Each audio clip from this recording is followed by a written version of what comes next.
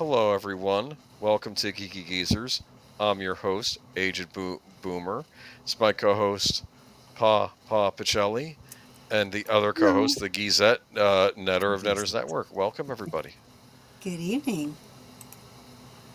I'm Yes, somebody. I'm a geezette. You're a geezette. Yes, you are. we were just talking though about Data on Star Trek, and you said Yeah. that his dream thing got enacted after the whole thing where lore was with the Borg, I assume, and he had taken The emotion chip but then from he it. got the Yeah. emotion chip back from lore, but didn't feel right about you, but was still able to enact his dream sequences and stuff. Right. What happened was he tried to use the chip, and it caused some problems. So he turned it off, and he didn't want to address it again. But then he started experimenting with the subroutine that gave him dreams. This concept of free association became very intriguing to him, and you know I these kinds of stories are always written by oftentimes different writers. Yes, you had people like Rick Sternbach and Mike Okuda who kind of oversaw the canonicity of these things, but writers oftentimes had different ideas. Some of them worked with canon, some of them didn't, so they'd often get retconned out later on or just pretend they didn't happen. But I think a writer could very easily come in and look at this whole thing and say, you know what? This ends up working out really well. Data needed to, in a dispassionate kind of way, start experiencing free association, through dreams, this dream subsequence, before he was ready to address emotions. And then we see that he starts using them regularly. He fixes the chip and is able to go back to using it in the movie Generations, which I just find very interesting. I also saw there was a number of episodes, both before and after he had the emotion chip, where he looked to the Vulcans for inspiration and surreptitious guidance on this walking the line between pure logic and emotion. Which I think was always the intent. Going back to the original concept behind Next Gen, a lot of the first and second season scripts were rehashed scripts that were originally intended for a phase 2 that they were going to do with the original cast. And there was a character named Zahn. I'm forgetting the actor's name. He ended up having a small role in the motion picture. But he was going to be the replacement for Spock as the science officer because Nimoy was not going to return. And his thing was going to be very much like Data. But his thing was being pure Vulcan, living a life completely separate from emotion, and now trying to, in order to integrate with humans in Starfleet, trying to explore emotion to try and understand. In many of his storylines ended up becoming Data's storylines for exactly that reason. So I yeah, see. yeah. That's interesting. Okay, and I'd also We watched could, Oh, go huh? ahead. Go ahead. I was gonna say we could do a whole good old day sometimes on Star Trek: The We Next could do a whole Generation. good old days on just one particular episode. I mean, that's That's for sure. That's really kind of true. I mean, You're I right. watched Future Imperfect last night, the one where Riker gets gassed on that planet, then he wakes up. Oh, it's 15 years later. You've lost your memory for the last 15 years. Remember Yes, I that? love that. And I then, love oh, that. And when he's like, when he says to Admiral Picard, he says, "Shut up." Excuse me. Shut up. As in, stop talking. remember they said, oh, Ambassador Tamalak is coming aboard. Ambassador, wait a minute. He Yeah. wanted to destroy the Enterprise and take it back as a war trophy for Romulus, Right. and now we're dealing with these. Yeah. All right, welcome everybody. Though, let me say hi to the chat. Though, Yeah. let's see if the likes stays pressed. I hope Oh, so. that's Yeah, right. She came in and said she had hit the like button, but previously she'd come in and hit the like button and it went away on her. that'd be interesting if like YouTube is now just removing likes. I'm sorry, not that I'm I'm complaining about YouTube. We love I'm YouTube pretty here. sure they do. Yeah. I'm Anyway, pretty sure they oh, do. I got this last call, fellow. Welcome. Howdy, howdy. Yes. Big Al, welcome, Big Al. I know you're doing Jane Austen month. Yeah, we just watched Emma last night, and we will watch in 2 weeks Pride and Prejudice. Next year you can do Austin. No, in 4 weeks we'll be watching Pride and Prejudice and Zombies. Oh, I see. Okay. Not playing with zombies. Well, now it's become that way in our heads. Yeah, it's become. Netters Network, welcome. Of course, you're here in the studio. Yep. Let me see. Depends. Lovely actress and American heroes. Yeah, exactly. We'll get to them in just a few moments. Thank you, Depends, Zach. And a lot of news tonight. Some gaming news that isn't all negative for once. Yeah, but there's one that's pretty damn negative. You don't hate Nintendo enough. I'm excited for your reaction to that. Oh man. Part of me is like, don't send him that one. Just leave it alone this week, because you keep thinking it's Troy. No, I sent him. Just kidding. And you can't, right? Because there's every week it's like some other piece of crap comes up from Nintendo, and it's like, oh, geez, Nintendo, would you stop already? It's like Can you Mr. do Burns. something nice? It's like Mr. Burns in that big cliffhanger on The Simpsons when he kept doing horrible things throughout the entire episode because you're supposed to figure out who shot Mr. Burns, and he keeps doing. And his final thing at the end was he was going to take. He took candy from a baby. Literally took candy from a baby. Yes, that's Nintendo now. Exactly right. Wilkie's Movies and Music. Hey, Corey. Good to see you. By the way, rumors right now, I'm going to do an investigation for next week, but just because Nintendo wants to raise the prices on everything and that doesn't mean that the retailers are going to go along with it. I think there might be some rebellion going on from retailers against all these high prices they're setting. Like, they're not going with it.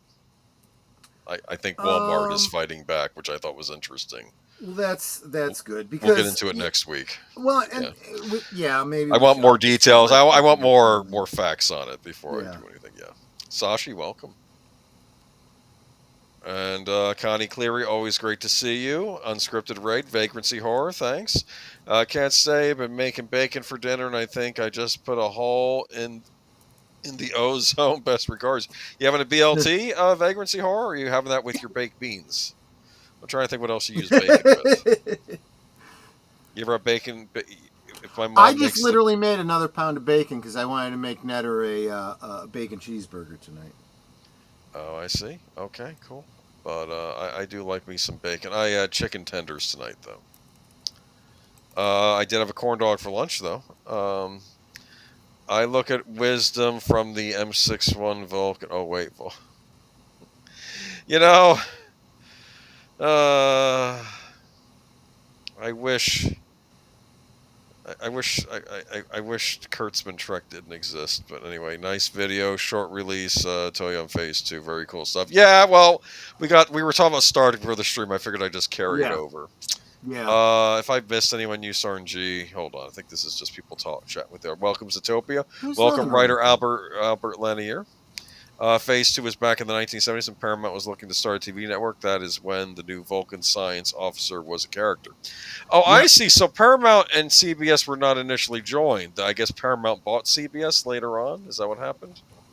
That would be a whole other stream for me to get into. This has something to do with why the rights are split in two for so long with Star Trek. There's probably something to do with the rights. Sort of, and that's also why this remerger could, kind of fix all of that again for Star Trek. That's why a lot of Star Trek fans have been very eager for this Paramount, and we'll get more into the Paramount thing later in the stream. But Albert's absolutely right. They were planning a series back in the 70s that did not come to fruition, and then years go by. They ended up taking the script that would have been their pilot episode and turning that into the motion picture treatment after Star Wars, kind of as a response to Star Wars. And it wasn't great. There was a lot of things they needed to zhuzh up, which obviously happened with Star Trek 2, but it did well enough to get them to relaunch cinematically. But they had all these scripts that they had planned for their first season of that series. So when you look at The Next Generation and you look at Oh. How they would think about it. There's corollaries, right? You've got Data and this Zahn character, right? There was Ilea and there was Deanna, with the relationship with Will Decker and Will Riker. I so see. a lot of the stories just kind of, Rhyme.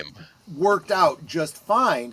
And they just swap out names and relationships, and it kind of worked out. In fact, there was an episode called, I think it was called The Child, where Deanna Troi has an immaculate conception. Oh, yes. And that one was originally intended for Ilea, so it was just a rehash of the story. So yeah. We gotta use these scripts, but no, we want to do this thing about the Borg. Save it for season 2. It's like, yeah, exactly. I know there are probably writers in there. Can we get on with this stuff and start going to the good stuff that we want to be doing? All right. Well, welcome everybody. I guess we get into the presentation now, huh? Oh yeah, absolutely. We could do that. Sure. Do that. And we always start these streams up talking about the good old days. Even though we were talking about Star Trek, that is not tonight's good old days. We are going to be talking about Highlander. Here we are, born to be kings. We're the princes of the universe. Oh, when this movie starts, and demonetized. Yes, exactly right. Well, I love the beginning of the movie when that's all you hear. It just starts up and it's the Queen song, right? It's exactly. like you're going to be in soundtrack by Queen. Yes. One tragedy though is the segment where Freddie Mercury leading Queen in their rendition of was it New York? Mm-hmm. Oh, maybe. And there was never a full version, as far as I know. Never completely recorded a full version. They just recorded the portion they needed for the film, so it doesn't appear on the soundtrack. It doesn't appear anywhere. And it's like, I would have loved that version of the song to have been released, and it just doesn't exist. That's too bad. That happens. Originally, no soundtrack for this movie.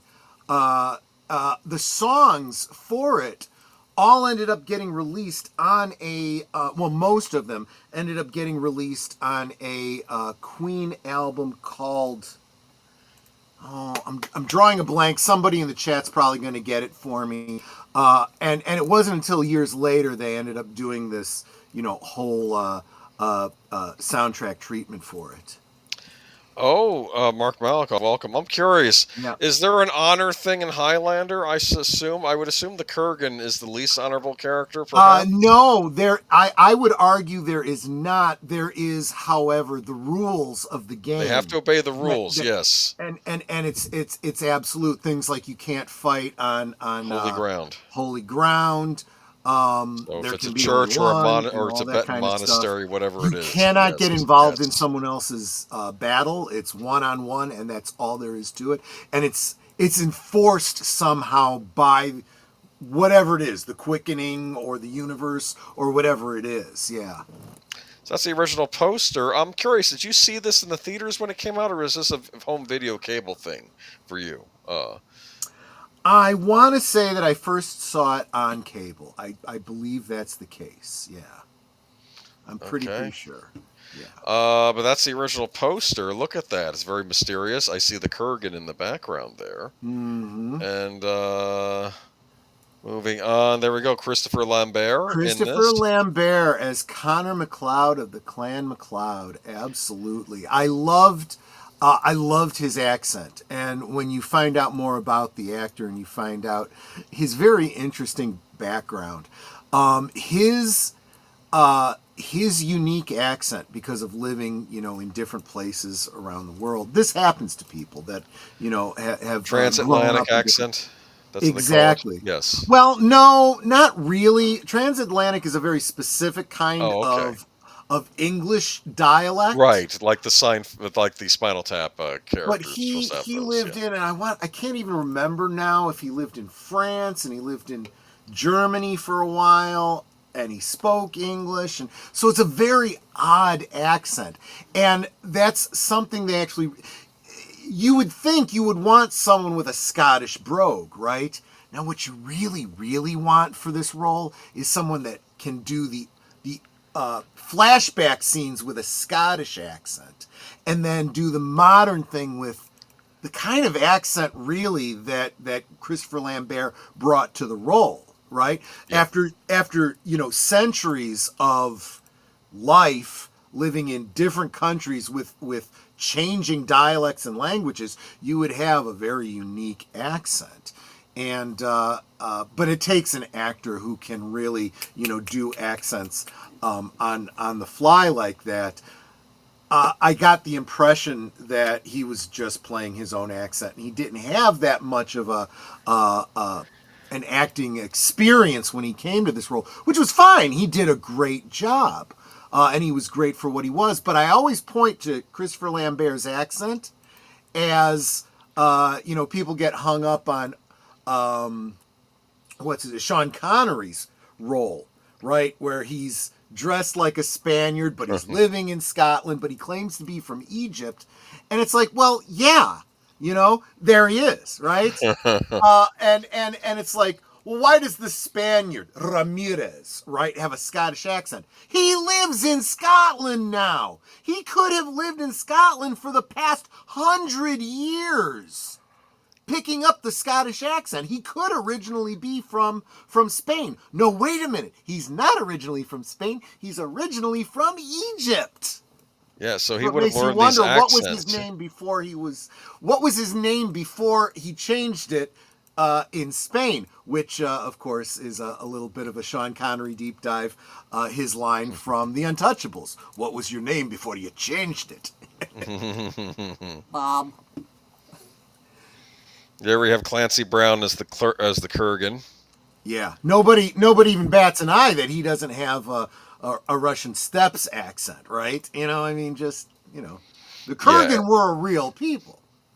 Yeah, and he's the primary antagonist attacking the Scottish clans at the beginning of this movie, right. Though you realize he probably does he have ulterior motives? He absolutely does, because he even says to his men, I don't remember the exact line. Like, don't kill him, he's mine, or something? Don't kill him, he's mine. Yeah, exactly. And he tries to do him execution style, but in the fray of a battle with a bunch of Scotsmen, things are not going to go as planned. So I have a question, though. Don't you have to be awakened into an immortal before you could even get okay, so he could just lop his head off and still get it. Okay.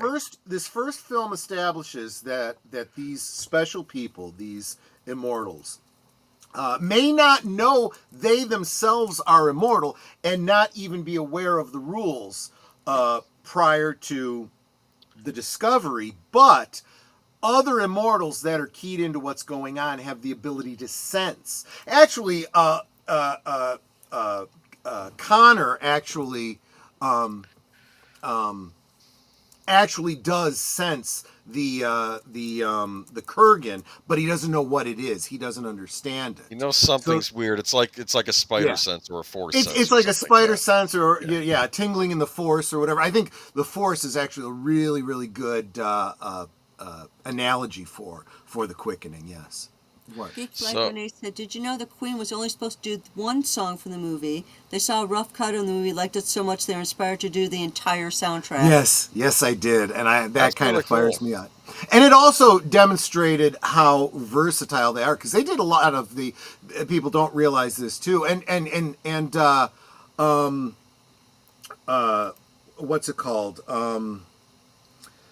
Who was it that did the soundtrack for Dune? Was it the Police? Because what's his name? He had something. But doing the incidental music as well as the songs, right? There's that whole Who Wants to Live Forever, right? Which is essentially the love song of this movie, gets turned into this really great instrumental piece that's used in several key parts of the movie. Just the music is absolutely Toto. Thank you. I'm sorry, it was Toto. Yes, Toto did the soundtrack. So these popular bands doing popular music, doing these, these symphonic, but modern symphonic, orchestral pieces for music was kind of coming into vogue. Thank you very much, David. It was Toto that I was thinking of. I was confusing it with the fact that, of course, Sting was in the movie. But yeah. Go ahead. Yeah. I'm looking at this picture here. I realize Ramirez could simply cut his head off, but that's not. I think his point is this isn't fair. This guy just realized he's an immortal, and he should be given a fighting chance to at least defend himself and get some training and just figure out what it is to be an immortal before he has to face off. Right? I mean, without getting too far into the weeds, especially because you can decide whether or not you want to consider the series to be part of the same canon or not. But what you do get to see, and you actually get to see it in this movie as well, they do a great job of showing you all these other immortals, and you get this impression they all have their own life and story. They could do a story about that one African character that was a friend of Connor's, that ends up getting killed by the Kurgan. He probably had a whole back history too. You get the impression that a lot of these immortals have no interest in killing each other. It's the game. They have to do it, but it's not like... But nothing says I have to do it now. It's not a vindictive thing or something. Yeah, there is nothing that says, well, you have to do it, yes, but you don't have to do it, See, that's what it comes down to. You start to realize that some, like Ramirez and Connor and presumably Duncan and a lot of the other people they consider to be friends, have no interest in fighting each other and will live forever not fighting each other, except you always have the people like the Kurgan who don't give an F about anybody and are more than happy to kill anybody and everybody to win the prize. So sometimes you do need people to team up with each other to prevent, someone like the Kurgan from winning.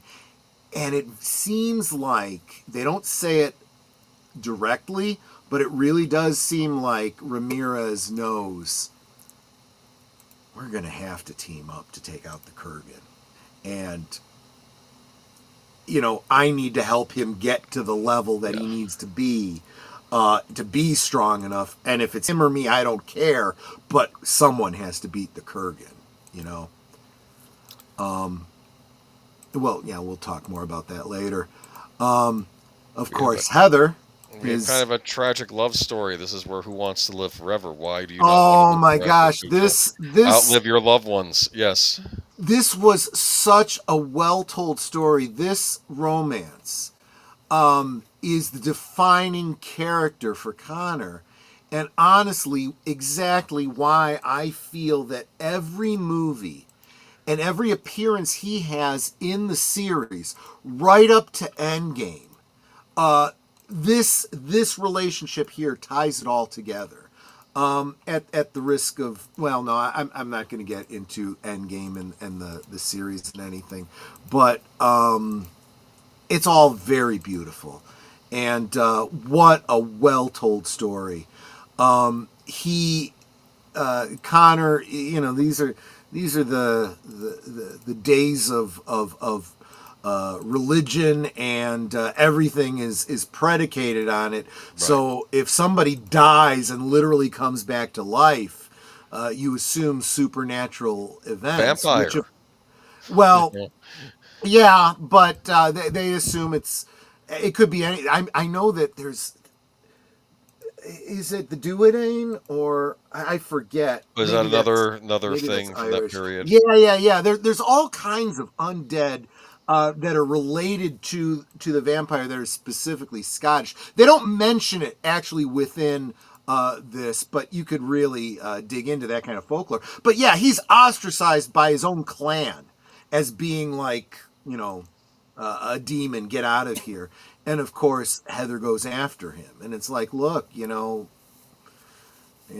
I don't believe what they believe, and she's literally willing to exile herself from her own people just to be with the man she loves. Yeah.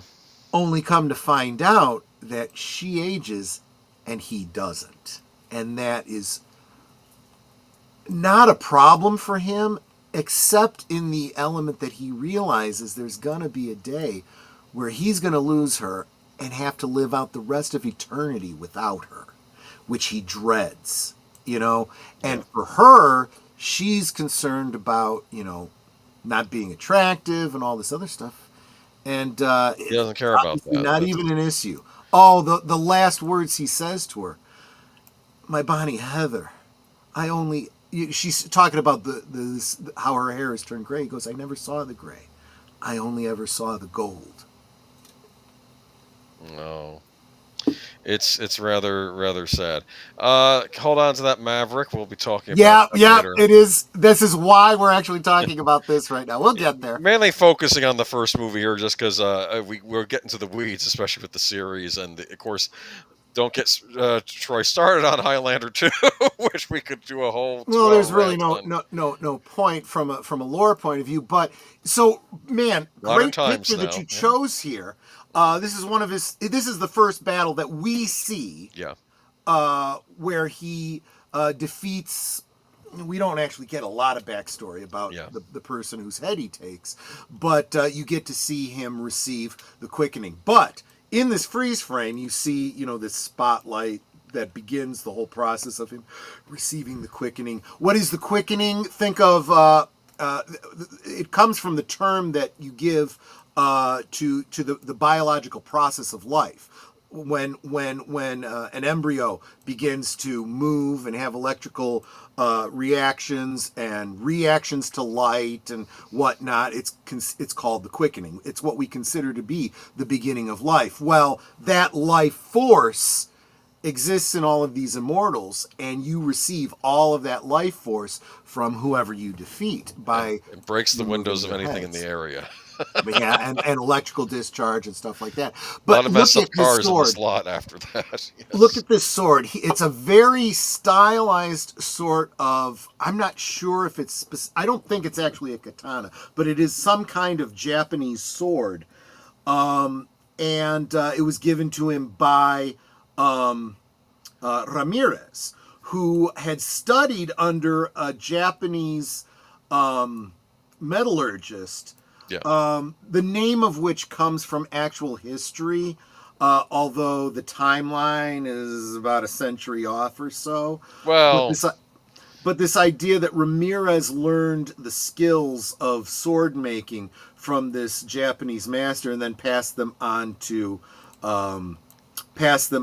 Connor, which we see him using in the third movie to repair the sword after he breaks one of the rules, and thereby ends up breaking his sword. So I mean, this one movie, you get a lot of lore just from a few lines and a couple flashbacks. It's a masterclass in how to tell a story that spans centuries. It really is. Highlander is literally one of my favorite movies. Oh, cool. I am so with you there. Absolutely. But, of course, modern times, he's got a modern look.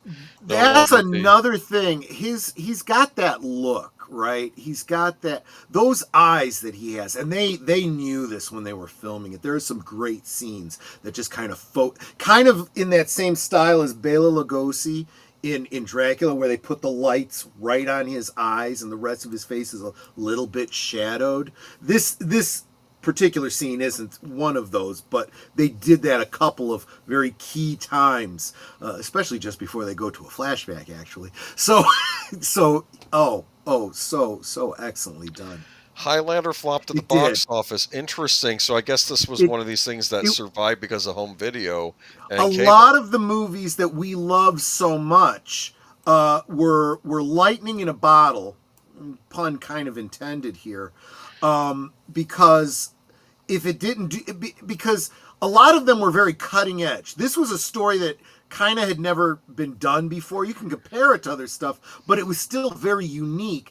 And I don't think they marketed it very well, which is a recurring theme with a lot of these great, beloved franchises or standalone films of the 80s.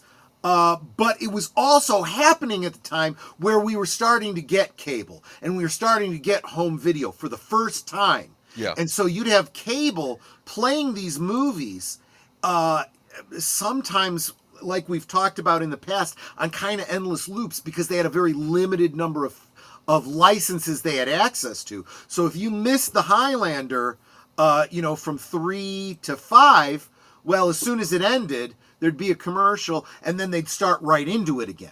So if you were catching the end, you're like, man, this looks good. Well, I'll go make some popcorn, and I'll catch it from the beginning, And that's how a lot of these kinds of movies ended up getting watched and very much beloved. So when you'd hear there was a sequel being announced, you're like, oh, yeah. In this particular case, it was like, the hell did you just do? But that's a story for another time. That'll be another rant, maybe a Friday. Yeah, right. The issues. Maybe when the new one's coming out, we should do a retrospective on like some of the Highlander sequels and see what. That'll be a whole Friday night stream, I think. Absolutely. But that's not my last pick. My last slide here, though. But that's the big fight at the end between. Right. Another great element is, so you see him with the sword, and when they clash swords, I think they were kind of going for some of the idea of what you saw in the lightsaber battles in Star Wars. Yeah. But they also want to convey this whole clash of the quickening, right? So you have their swords come together and these sparks go flying. That was a very interestingly done practical effect where both actors... and it was usually done in close-up, so you couldn't see them like from the waist down or from behind them or whatever. Very cleverly how they had to do it. Their swords were hooked up to car batteries, and when they would, one would be positive, one would be negative, so that when they came together, there'd be the sparking like you would get when you're connecting a car battery. Oh, neat. So that's how that was done. But that also resulted in the specific blades they were using not being real swords. They were these, mock-ups that they needed to get the effect. So sometimes you would see their swords come together and you'd see them go whoop, whoop, whoop, whoop, whoop, whoop, and almost wrap around each other. Hey, it's the immortal force doing that, or something. I don't know what they call it. Yeah. There are still practical ways to do that are a little bit. You'd be able to use real swords these days and get the same effect, is what I'm getting at. Yeah. Yeah, but this is the thing that started a major franchise, if you think about it, because you had the movie sequels, you had the TV series, you had a cartoon, which I know some people are not fans of, but I've seen, which is actually getting a release on I think Blu-ray or SD. It should. There's nothing wrong with it existing. Just don't take it too seriously, What I actually liked, well, no, you know what? Let's not get off on a tangent. Right. There were things I did like about the cartoon. You could tell it was a French cartoon too. That was. Oh, okay. The third big country after Japan and the U.S. for animation was always France. Actually, I always thought that was interesting. They did a lot of the Disney afternoon shows were actually animated in France, which I thought was interesting. All right, so moving on to there was an anime, wasn't there? There was an anime Highlander movie. You're right. I can imagine that. This I feel like would really lend itself well to. Yeah, they had. I think the director of the Vampire Hunter D made it. Yeah, I remember that. Yeah.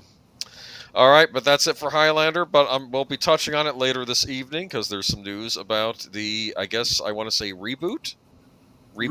I think they're actually calling it a remake. Let's see when we get to the article to be sure.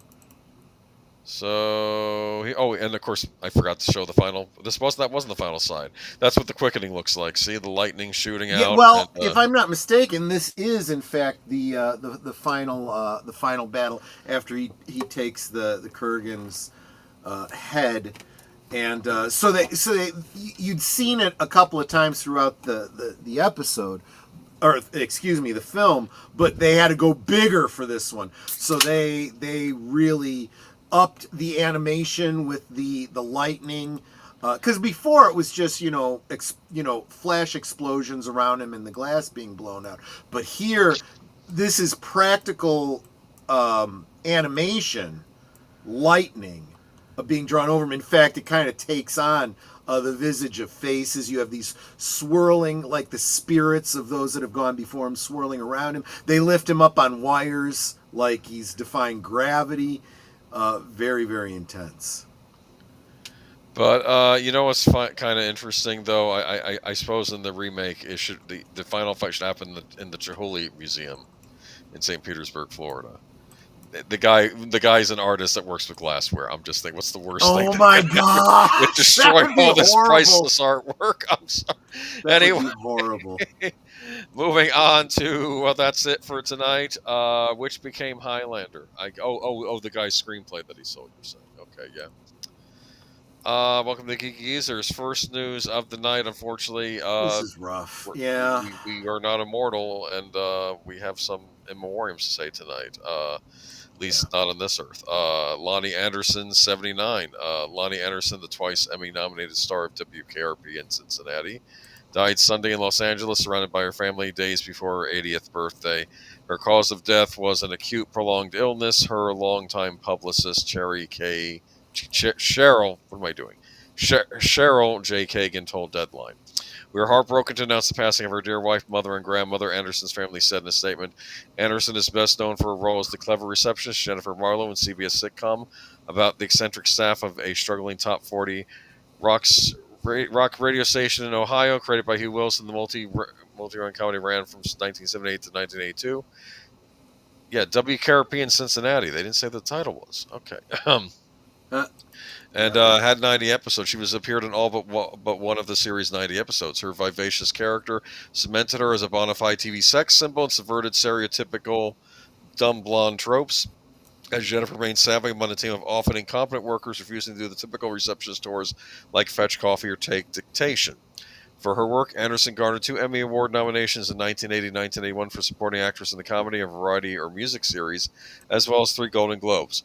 Born Lonnie K. Anderson on August 5, 1945 in St. Paul, Minnesota, the actress began her career as a beauty queen, taking after her model mother. Though known as a blonde bombshell, Anderson was naturally black-haired, saying in a 2020 interview, "I loved being a brunette. It was exotic. People weren't quite sure what nationality I was. There was a mystery. When acting, I could play the bad lady." Initially, Anderson turned down the big gig on WKRP, saying she liked the show but not the part.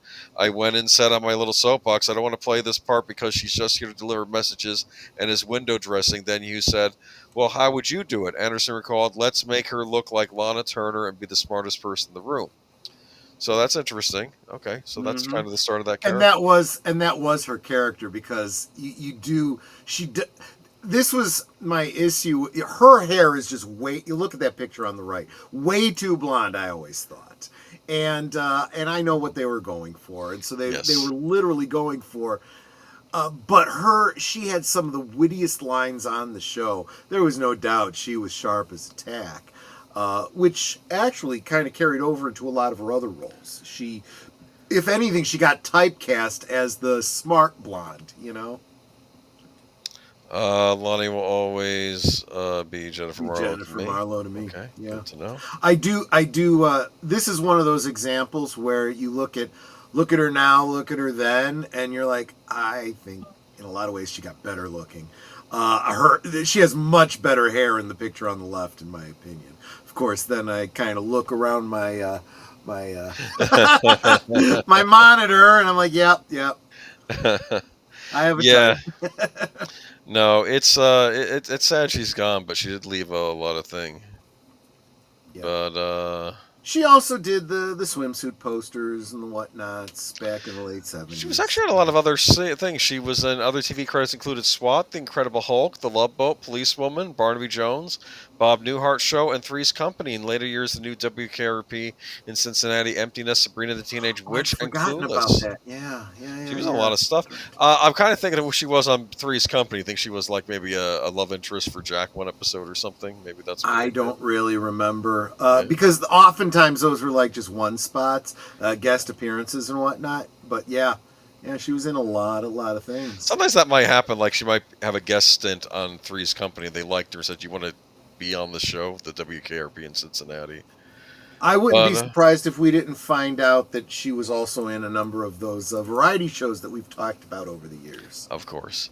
In 1995, she penned the New York Times bestselling autobiography, My Life in High Heels, which she said about the growth of a woman who survives my childhood, the death of my parents, my career, my divorces, and my children. Then, of course, the trauma of my marriage to Burt. Oh, that's right. She was married to Burt That's Reynolds. right.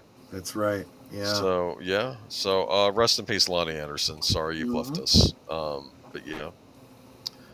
And of course, we have another death, and Apollo 13 astronaut Jim Lovell died dead at 97. A true American hero. Very fascinating individual. Hopefully, we'll get into some of that with this article. It's Lovell, right? Okay. Yeah. Sure, yeah. Famed NASA astronaut Jim Lovell, who commanded the harrowing Apollo 13 mission that was forced to abandon a lunar landing attempt in 1970, has died. He was 97. Did something go wrong on that mission? Maybe they shouldn't have named it 13. I'm just saying. I'm sorry. I heard they had a problem, yes. Okay. Yes, Houston, we have a problem. Lovell died on August 7th in Lake Forest, Illinois, according to a NASA news release. He was a local boy. Yeah, okay, great. The cause of death was not immediately clear. Lovell's family requested privacy, but said, "We are saddened to announce the passing of our beloved father, USN Captain James A. Jim Lovell, a Navy pilot and officer, astronaut, leader, and space explorer," in a statement. "We are enormously proud of his amazing life and career accomplishments, highlighting his legendary leadership in pioneering human space flight," the family noted in a statement. "But to all of us, he was dad, granddad, and the leader of our family. Most importantly, he was our hero. We will miss his unshakable optimism, his sense of humor, and the way he made each of us feel we could do the impossible. He was truly one of a kind." You know, when I think of the people who might represent the best of the United States, I think it might be him. Agreed. Because that was truly something. You know, the U.S. will be known for its space missions for centuries to come. Yep. Lovell was already well known among NASA astronauts, having flown space on the Gemini 7, Gemini 12, and Apollo 8 missions before we selected Command Apollo 13, which would have marked NASA's third successful crewed moon landing. But during the ill-fated mission, which carried Lovell as well as astronauts John Swigert Jr. and Fred Hayes Jr. on board, an oxygen tank located in the crew's service module exploded, and they were about 200,000 miles away from Earth. Lovell delivered the news to Mission Control, saying, "Houston, we've had a problem." We, of course, know that was said by Tom Hanks in the movie Apollo 13. There you go. Mm-hmm. With Kevin Bacon. So there's no degrees of Kevin Bacon with that movie, is there? Well, yeah, exactly. he's 0 degrees removed from Kevin Bacon. That's true. But with the damage effectively taking place, taking out their power source and other life sources, the Apollo 13 crew had to abruptly abandon their trek to the lunar surface and use several engine burns to swing around to the far side of the moon and pull themselves on a course back toward Earth. That's incredible. I mean, you can see it in the movie too. Yeah, you can see. Yeah, I know I saw the movie, but I've read a lot more about that mission, and it's incredible. I have to imagine that there's a lot of stuff that didn't actually even make it into the movie that was just that much more incredible. Yeah. These guys were just incredible at thinking on their feet, so to speak. You know, it was even in his delivery of that line, "Houston, we've had a problem," and it was a catastrophic problem, but he just delivered it so, you know, because that's how you did it. You know, it's this is mission critical, and this is the situation, and losing your head is not going to help anything. So, you know, yeah. All right. Yeah, it's sad. Lovell was part of NASA's second ever astronaut class, selected September 1966, nicknamed New 9, became the first astronaut to make 4 space flights, totaling more than 715 hours in space, and joining the Apollo 13 crew after first served on Apollo 8, which intentionally circumnavigated the moon but did not land on its surface, made Lovell the first human to see the moon up close for a second time. Yeah. So, I mean, it's sad. I mean, we are losing. To be fair, I mean, how old was he? What was the age on him? 97. 97. Okay. I'll say this: astronauts have to be in great physical shape to get into space, Yes. at least especially back then. Now I guess And they can ship I anyone am up there. presuming that he kept himself in really good shape because to live to 97 is incredible. It really is. To be an astronaut, you just weren't physically fit. You had to be freaking smart. So no Katy Perry. You are not an astronaut. Oh, That's absolutely boy. true. That is very true. These guys, you don't even realize they had to know a lot about a lot. They had to know how to do maths, engineering, all kinds of stuff, and they had to be able to think outside the box. You know. Yeah, because basically you're having to fill a lot of roles up there, aren't you? I mean, this Yeah. is yeah. Troy, that's the kind of people who NASA was looking for, personnel and crew who could keep a level head in a high stress environment. Yeah. Yep. And that's why they did the test before they would send them up there. You don't even realize they had all these physical tests you had to go through. There was a lot of psychological tests you had to go through too, and see how you could get along with each other. You know, if you could get along by yourself for long periods of time, isolation. Yeah, there was a lot of that kind of stuff. Yeah. If 13 is a non-lucky number, then 12 and 14 are guilty by association. Check out the last call stream where we talked about superstitions. Okay. That's true. That's very true. It's very true. That was something I said. I'm like, did they put any Italians on that Apollo 13 mission? If they had, maybe things would have gone a little bit differently. 13 is a lucky number for Italians. Interesting. I always thought 13. I mean, I know it has other origins, but I always thought it represented Judas. Like in Christianity, that's why it was a bad number, there's been folklore to that effect. Yeah. I'm not sure how much that really plays into it. Probably they tried. Maybe they tacked that on for. I can tell you that you know, if you think about the typical greaseball Italian with the gold chains and stuff like that, you'll always see them wearing a 13 as a pendant. That's the thing. You know what the unlucky number in Japan is? 4. Interesting. It means death. Well, yeah. The Japanese sometimes things like that have to do with how the word is said, like and if the word sounds like another word. So I don't know what 4 is in Japanese, so I wouldn't know. So it's like Alexa, what's the Japanese word for 4?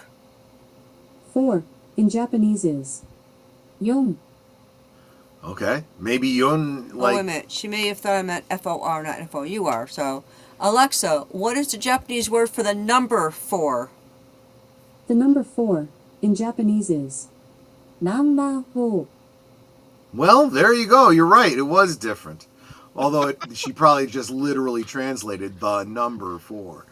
So I don't know, but I'm sure there's a reason for it. But if you ever watch Iron Chef Japan, they would always have the 4 chefs come out, and then you'd have Iron Chef Japan, Iron Chef China, Iron Chef France would be on one stage, and then the 4th one, Iron Chef Italy, would be on a separate podium away from the other 3 because they didn't want to have all 4 together because it was, I guess, bad luck. Unlucky. Oh, interesting. interesting. I didn't know that. All right, anyway. So moving on to gaming. This is kind of neat. I kind of didn't get a chance to talk about the physical editions of Mortal Kombat Collection, but since there's been another update, and now I found an article that combines the two, so now we're caught up. But Mortal Kombat Trilogy confirmed for Mortal Kombat Legacy Collection physical editions announced. So now we get both. I'm going to explain. Well, let's read the article, and then it's confusing. So, Mortal Kombat Legacy Collection is the latest retrospective compilation by Atari 50 and the making of Karetica developer Digital Eclipse, bundling the earliest Mortal Kombat titles across arcade, console, and handheld. It's shaping up to be a robust offering for diehard fans. During EVO 2025, the fan favorite Mortal Kombat Trilogy was also confirmed for the title. Mortal Kombat Trilogy was released in 1996 and is the final version of Mortal Kombat 3, following Ultimate Mortal Kombat 3 that boasted every character and stage from previous games up to that point. Trilogy introduced brutalities, a combo-focused alternative to fatalities that is only resurfaced in modern Mortal Kombat games, and the short-lived Aggressor Bar, which grants fighters increased speed and damage when filled. Trilogy was available on the PlayStation, Nintendo 64, Sega Saturn, PC, and even Tiger's R-Zone headset handheld. Did you have a Tiger R-Zone, Troy? Do you even know what that is? I did not. Oh, No, man. Oh. I did. The only another time. other than the arcade, the only place that I played Mortal Kombat was on the PC. I'm just noticing the one that's highlighted there, Sonya Blade. Yes. Sonya Blade, Like obviously. her. Oh yeah. Is that the original model? Bridget Wilson? Yeah, that's the actress. You could see her, and they showed her outtake. She still has her costume too. She did an interview recently. She still looks great. She looks too. great in the costume. Yeah. Yep. No, she still looks great. But yeah, this was the original Mortal. This is basically the Ultimate Mortal Kombat version. Was Mortal Kombat Trilogy, because basically it just had everything for all the other games in one game. But Trilogy joins the growing list of games in the collection, which includes multiple versions of Mortal Kombat 1, 2, 3, and 4. Okay, as well as the handheld entries such as the Game Boy Advance titles. Several games now boast online multiplayer with rolled-back netcode. The Legacy Collection also features a new interactive documentary, a Digital Eclipse trademark detailing Mortal Kombat's history with over 25 interview subjects, including creators Ed Boon and John Tobias. This is very much like the Tetris Forever they put out a little while ago, and also the Atari 50th anniversary, which they're actually adding the Namco thing on, which I talked about a couple weeks ago. So they're almost like interactive museums where you could just play the games, or if you want, you can watch interviews and go through a timeline, and you can actually play. And it's like being in like I almost want to say it's like a virtual museum where you get to go in, you look at the developers, but then you can actually play the actual games they're talking about. Do you understand? So it's kind of neat that they do this. One thing that I feel like we're really missing out on is, especially in this age of these kinds of games, for a while there on the different streaming services, we're starting to get into these interactive films or whatever, where you could make choices. Yeah. And I just feel like something like Mortal Kombat would lend itself so well to that, where you have one overarching story of the lore of Mortal Kombat. Yeah, and then you can see who wins the match. Choose who, and you would actually have to have footage filmed for every single character, so that you would have, like, I don't know, what is that, like 15 different stories depending on who you choose. So in one, Jax wins, but of course that means that all the others get brutalized, right? So, but then you can watch it again and see what happens when Sonya Blade wins, and then you can watch it again when Luke Cage wins. Exactly. Oh wait, look at this. I don't know how to feel about the original casting of Bridget. Do I have lipstick on my teeth? Well, that was from the movie that came out back in the 90s. I thought she was fine. I don't know. Absolutely. I need to watch the newer Mortal Kombat movie they made. And let's face it, she's matured very, very well. Oh, really? I haven't seen her in anything since Beverly Hills Ninja. She kind of vanished. She still does guest appearances at conventions and whatnot. All right. So, yeah. But I did want to also make a mention, though, about the physical edition. So what do we always say on this channel? Own physical media. Well, this is going to be available in physical media. So the standard edition, which will be $59.99 for the Switch 2, probably because it's actually going to be on the card. It's not going to be one of those crappy game key cards. They're actually going to put it on the card. Right. So they probably Exactly. But $49.99 for PlayStation 5 or Xbox Series XS. So if you can get it for the I know I could also confirm for you if you have an Xbox One, if you buy the physical edition, it comes with both the Xbox Series X and the Xbox One game on the disc. There's a PlayStation 5 version. Those who pre-order from Atari will get one of 4 exclusive Ninja-themed slipcovers based on Scorpion, Sub-Zero, Reptile, and Smoke. The physical standard edition is available for PlayStation 5, Xbox Series X, Switch 2, and regular Switch. It'll ship on December 12th. There's going to be a deluxe edition. This will be $79.99 on Switch 2, $69.99 on regular PlayStation 5 and Switch.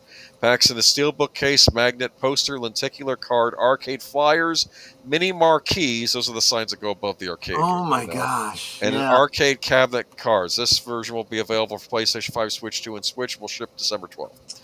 That's pretty wild. Lastly, the collector's edition, $149.99, includes a Goro controller holder statue, a commemorative arcade token, a hardcover art book and lore book, and a Scorpion Sub-Zero pin set. This edition will be available for PlayStation 5, Xbox Series X, Switch 2, Switch, and PC. There's no shipping date for the collector's edition.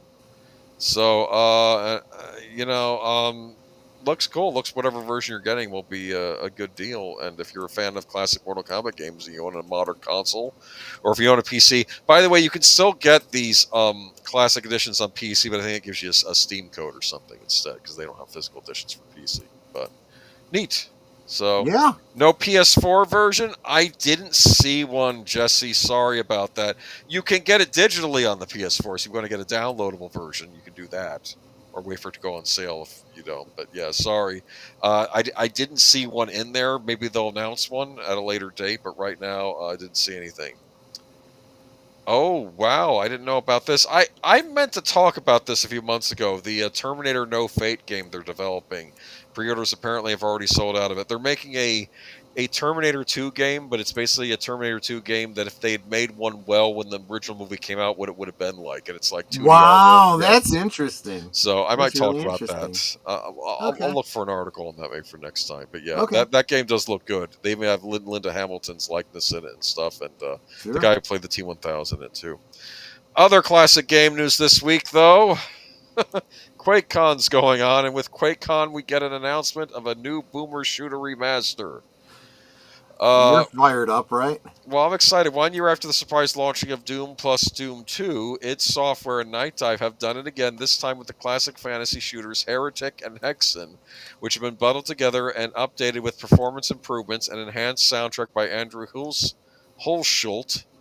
Local and online multiplayer, built-in mod support, and more. The new Heretic plus Hexen bundle includes 3 originals: Heretic, Shadow of the Serpent Riders, Hexen Beyond Heretic, and Hexen Death Kings of the Dark Citadel expansion, along with 2 all-new episodes creating collaboration between individuals from id Software and Night Dive Studios. Heretic, Faith Renewed, and Hexen, Vestiges of Grandeur. It adds up to 117 campaign maps, 120 deathmatch maps. That's a lot of deathmatch maps. Yeah. Across Heretic and Hexen, which should keep you going for a while. Definitive release of Heretic and Hexen are available on PC, Xbox One, Xbox Series XS, PlayStation 4, PlayStation 5, and Nintendo Switch. Okay, so there you go.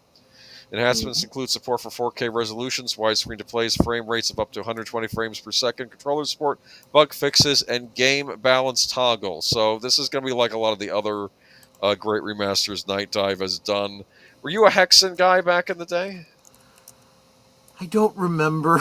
I'm guessing not. FKHC 2005, thank you for the super chat. Absolutely. What I want to mention, though, okay.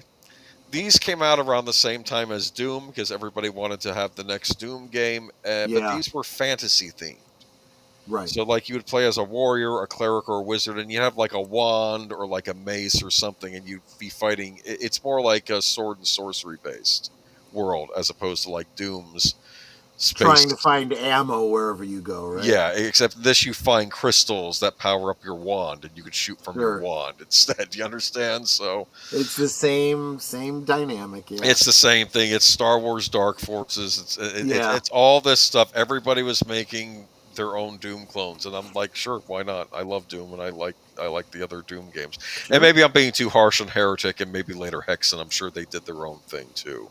I did pick this one up right away though, because I'm like, me and boomer shooters. Yeah, Boomer shooters. I want Blood remastered. And I know Night Dive did Blood remastered, but they did it on PC and it didn't get ported to consoles. I want Blood. That's the other big one. That's like a horror themed boomer shooter. My gosh, man, you're bloodthirsty. No, it's like you're going after this evil. No, you're going after like this evil like devil worshipping cult and it's like a horror themed first person shooter. I remember even when I tried venturing into PC gaming, I think I got Blood for a PC I had at the time, but I couldn't get it to run properly. So I've always wanted to play Blood. But in the meantime, I do have Heretic. Hey, next QuakeCon, get Blood ready. Get Blood ready for consoles. Add some stuff to the PC version. Make it a definitive edition. Yeah, Heretic and Hexen are now available. So if y'all who missed out and want to pretend you're living in the early 90s again, as most of us do, so go ahead and pick this up, and you get it on PC or your favorite console of choice. It's on everything, so including PlayStation 4. PlayStation 4, the console that refuses to die. I made a joke that you could pretty much ride out the PlayStation 4 to the PlayStation 6 comes out, and you would have been fine skipping the PS5. I couldn't really find a proper image for this, so I'm like, we'll just go with the standard logo. It's more than they deserve. Nintendo forces Japanese charity event to pull its games from the lineup, claiming unauthorized use. A Japanese charity speedrun series has been forced to pull Nintendo titles from its latest event because the publisher believes the showcase of its games constitutes unauthorized use. Event organizers say they will now have to ask for explicit permission for each Nintendo game they want to showcase in the future. RTA in Japan announced yesterday that Nintendo games have been removed from the lineup at the next event, which runs from August 9th through August 15th. After contact from this publisher, according to a translation of the article from Automation, Nintendo said that as a legal entity, they would have to ask for permission in advance to use any of the publisher's titles in future events. On its website, RTA in Japan notes that it was inspired by the American charity speedrun event Games Done Quick, and each event typically benefits Doctors Without Borders. Given the good vibes and tons of money for charity GDQ brings in every year, I imagine most folks reading this would agree that these sorts of charity speedrun events are net good in the world, but Nintendo's got a long history of saying no to public exhibitions of its games. RTA of Japan wants to stay in the company's good graces, so it's complying with the permission request for future events. While Nintendo's notice came all the way back in June, the parties were seemingly unable to work out an agreement in time for the August event. That's 2 months! So who knows how much red tape may lie in for those permission requests. Plus, I don't know if Nintendo wants to be associated with Doctors Without Borders, honestly. What is this? Yeah. Are there people out there against Doctors Without Borders? I think they're just there to save people's lives, right? It was wiser than I might not have bought a Nintendo product, even if I was wiser than I might have bought a Nintendo product even as a kid. Well, here's what I'm going to say, Lester Skeptic Tank. I think right now, it's really been the last couple of years, I think they're under new management. I think ever since Iwata left, something's, and then Reggie Fils-Aimé left, I think the new people they have, there's something wrong. Very much so. Yeah, so that's what I'm thinking. I mean, I'm not saying they've been perfect. I am not even exaggerating when I say Nintendo has become evil. Period. It's like they're going out of their way to kick babies at this point. Yeah, what is Nintendo's beef? Geez, all I hear from them is ravenous copyright wolves. Is there something in the Japanese water? No, I don't know what. But you don't hear Sony going nuts on this stuff, or even Capcom or Square Enix. I don't see Capcom saying you can't play Mega Man at your speedrun event. They don't care. I mean, it's a charity, and it's people playing their games. It's so yeah, I don't know, but Jesse Carhardo. I'm gonna say it right now. Okay. Nintendo has no honor. Period. Come at me, Nintendo. Defend your honor. Yes, but only babies that play Sega. I used to have a well, like I said, in my household we were split. My brother had Sega, I had Nintendo, because there's no point in me buying his console. And like I said, Sega was not my first choice. First choice was the TurboGrafx 16, but that didn't make it here in the United States. Exhibited by the fact that nobody knows what the TurboGrafx 16 is. So I feel like, you remember when you turn on the Sega, it would go, Sega, and you get that little chime. I feel like you would turn on Nintendo and you would get Nintendo. Well, here's the thing. Well, maybe that happens with the Switch too now. I know with Sega, yeah, that would happen when you turn on a Sonic game. But yeah. I don't know. They're not in good humor right now, and I wish someone would kind of talk to them. That this sort of stuff, this is very bad PR. Yes, it is. And it would be one thing, and apparently this 2 is months not helping their bottom line. It really is not. Like, even if they wanted permission, it seems like they reached out back in June and they were talking. So you could have gotten this all squared away before the event. Just say, okay, here's 10 games you can play at your event that are popular, and you can, and that would have avoided the bad press, even if you wanted them to get permission. Instead, it's just, you get this now in the news. This is not making them look good. So I don't know. I dug Bonk's adventures, thought he was cooler than Sonic or Mario. I loved Bonk. Bonk was the TurboGrafx 16 mask character. He was a caveman, and he would literally use his head to bash enemies. I like him already. Yes. That was a very heavy metal system, if I say so, TurboGrafx 16. Now we move on to Rockstar Games and Grand Theft Auto 6. Oh, boy, here we go. And I figured this is a nice picture. This has a kid from the back, so I'm not showing his face on TV. Right. He's playing Grand Theft Auto 5, because apparently Grand Theft Auto 6 is new. Grand Theft Auto 6 Online's new requirement could have massive implications. What's going on here? 2025 has been a tumultuous time for the video game industry. The Nintendo Switch 2 has launched amid concerns about rising hardware and software prices.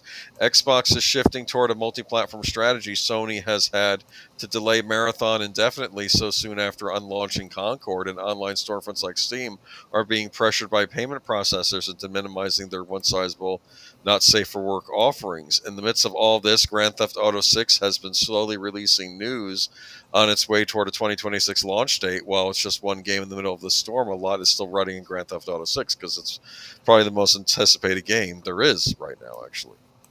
Rockstar Games' next open-world AAA title is already assumed to be an industry-shaping mega hit, with the only question remaining being how big it will be and what form it will take. Grand Theft Auto is now a mainstay online multiplayer component, Grand Theft Auto Online. I'll explain this to you. So in addition to the story-driven single-player game, there's also a major online mode in Grand Theft Auto. So you get both, basically. You understand? You also get an online game with it. That's one of the reasons why it stayed so popular over the years. People played the online mode. But Grand Theft Auto Online, one of the most popular video game franchises with enough mainstream pull, the industry analysts have predicted the Grand Theft Auto 6 release will boost current generation console sales by a huge margin. But as we know, in July 2025, the United Kingdom integrated the first protection of children codes of practice into its Online Safety Act 2023 framework, and its impact was felt almost immediately. Without getting into much detail, online services likely to be accessed by children need to be implemented measures that prevent minors from engaging with adult-oriented content. This is largely unrelated to the ongoing not safe for work issues on Steam and itch are working through, but is expected to affect gaming all at the same time. And one of the earliest out-of-the-box complaint games is rumored to be Grand Theft Auto 6. Although Rockstar hasn't confirmed anything, several leakers and anonymous sources have declared that Grand Theft Auto 6 will follow the Online Safety Act. It's expected to have age verification measures at launch in the United Kingdom and will then be revised as necessary and spread to other parts of the world. Features that could be restricted include photo sharing, in-game chat, and possibly GTA Online's lobbies as a whole, which would be cut out a significant portion of Grand Theft Auto 6. Unlocking multiplayer features would require some kind of age or identity verification and then produces a personal security risk for adults, which is unfortunately the cost of the system existing. How everything will work is something to change, but the fact remains that a good chunk of the younger players in the UK and eventually the rest of the world are set to be locked out of Grand Theft Auto 6 online. Any miner with a copy of Grand Theft Auto 6 probably has the means to bypass security measures like using Death Stranding 2's Norman Reedus' face exploit. I don't know what that is. Apparently, you know Norman Reedus from The Walking Dead? Yeah. He's in a game, Death Stranding, and apparently people are able to use his face exploit to cheat some online verifications, even though it's a CG version of him. It's very strange. Well, I yeah. think that the gamers, you know, especially all of these folks that are, you know, the stop destroying games crowd need to start voting with their wallets and saying, you know what, fine, you do what you want, but you're going to do it without my patronage. There are people out there already saying if I have to upload some kind of driver's license or other ID to play this game, I'm not buying it. I've heard people say that about Grand Theft Auto 6, and that's shocking. Because this is, of course, the game everybody wants. But, and again, these are just rumors, but keep in mind that Rockstar Games is a UK company. This is a British game company. So that's fine. They can go out of business. It wouldn't shock me that they would be going along with this. And if they go along with the UK, fine. But I'm worried they're going to roll it out to the rest of the world. That's fine. They can go out of business, and then some other company can make some other kind of clone of this game, and pick up the business. No problem. How do we know all this information people are uploading is secure anyway? Like if I upload my driver's license, it's absolutely not, because you hear about breaches all the time. Oh no. Well, yeah, parents need to stop letting the kids play the games. Well, technically, it's the way these games work. The M-rated games work, Geek Flag. It's like an R-rated movie. If I, as a parent, am going to allow my son to watch an R-rated movie, that's one thing. But the kid cannot go and buy or go into a theater without my okay, or without my being with him in the theater, or without my purchasing it for him. That's usually how these things work. And why is that not still the case? How are these games bought today? If they're not being bought physically, where you might have you would buy them online with a credit card. You would buy them online with a credit card. Exactly. You need mom's credit card, so mom has to say, yeah, no, I don't think I want you playing this. If you're a kid in a store and you bring an M-rated game up to the counter, you cannot buy that game. The person behind the register will not sell it to you. You have to have a parent do it for you, because we definitely don't need companies parenting our children, and we don't need governments parenting our children. Parents, it's about time you start taking responsibility for your own kids, damn it. Anyway, I'm very curious. I think this is going to be a big test if this is actually going to happen, because this is the most anticipated game. Will people ignore this and still bite and go along with the new rules, or will they fight with their wallets and say, no, I'm not taking part of this because I'm not uploading my personal information up to the server? That's what I'm very curious about with this game. So we'll see what happens. Yeah. Gina Carano. Yeah. Here we go. I find this a little bittersweet, but I'll talk to you about it in a minute. Disney and Lucasfilm have settled a lawsuit with Gina Carano, who accused the studios of discrimination and wrongful termination over her firing on The Mandalorian. In a statement, a Lucasfilm spokesperson said, with this lawsuit concluded, we look forward to identifying opportunities to work together with Ms. Carano in the near future.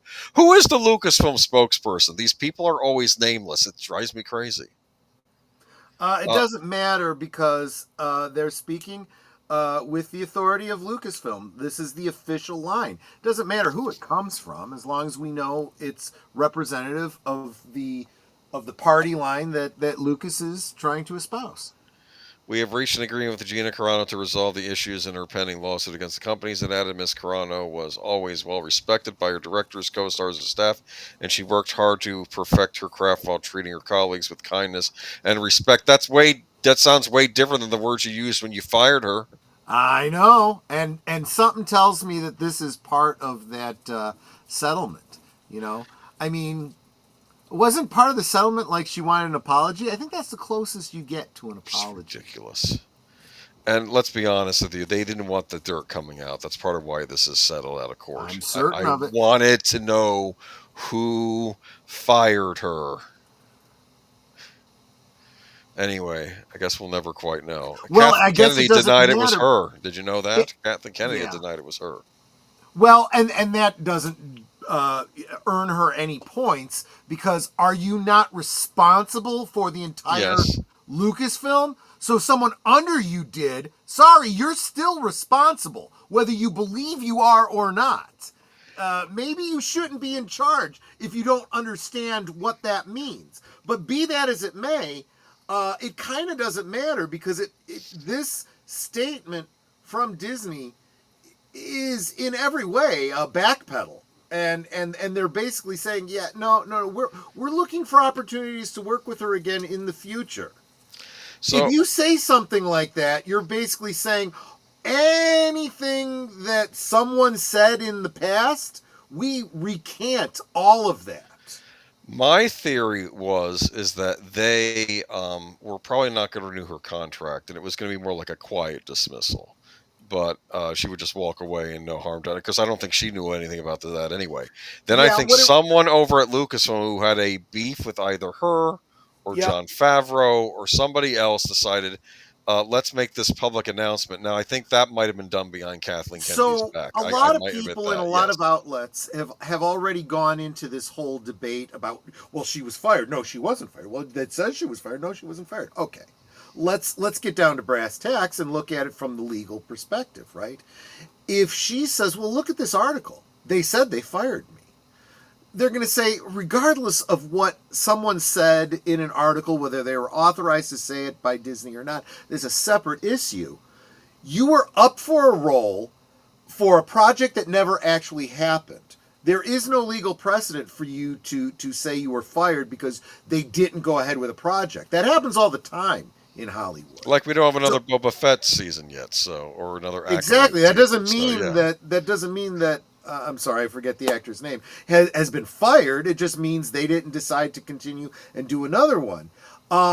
Yes, somebody clearly had a personal beef with her, but she didn't go for defamation or something like that. She went more for being fired for cause, and something tells me that wasn't as strong a case as people like to believe it was.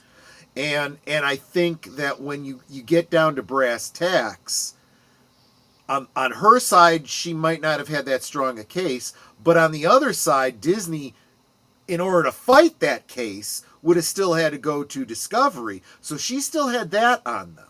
So both sides had a reason to say, yeah, this isn't in the bag for me, and I stand to lose significantly. Maybe we can come to a certain ground. So I was talking with someone else offline about, well, did she win or did she not win? Is this a victory or is this not a victory? And I'm like, it really depends on how you define that. When you have a settlement, from a legal standpoint, nobody wins, right? Or both sides win. It just depends on how you want to spin it for yourself. It is a compromise. So you both get something out of it that you want, but maybe not everything, right? And we're never going to know the details of what that was, but it sounds to me in every way, at least from their official statements, both Gina and Lucasfilm are happy with the outcome. So they could both claim victory. Yeah. So her case was very strong, Troy, because they fired her and then they gave a statement while letting other employees say way worse than what she said, and still let him say it to this day. Yeah, okay. Yeah, I mean, I don't respect Lucasfilm right now for a whole host of reasons. And I think a lot of people don't. I think that they're very is, creatively bankrupt. I'm going to say that with a lot of the stuff they do over there. And what matters is not the actual statement about this case or the actual compromise. What matters is what we see them do in the next 5 years or so. Is she going to be back in this role? Is she going to have a cameo in this Mando film? Are they going to go ahead with Knights of the Old Republic? Because those kinds of things say more than just something about this case. It also says, yeah, we are also looking to get the fans back. We realize how badly this damaged Star Wars, you know, we want to earn the fans back. Now, whether or not that's possible, that's a different discussion.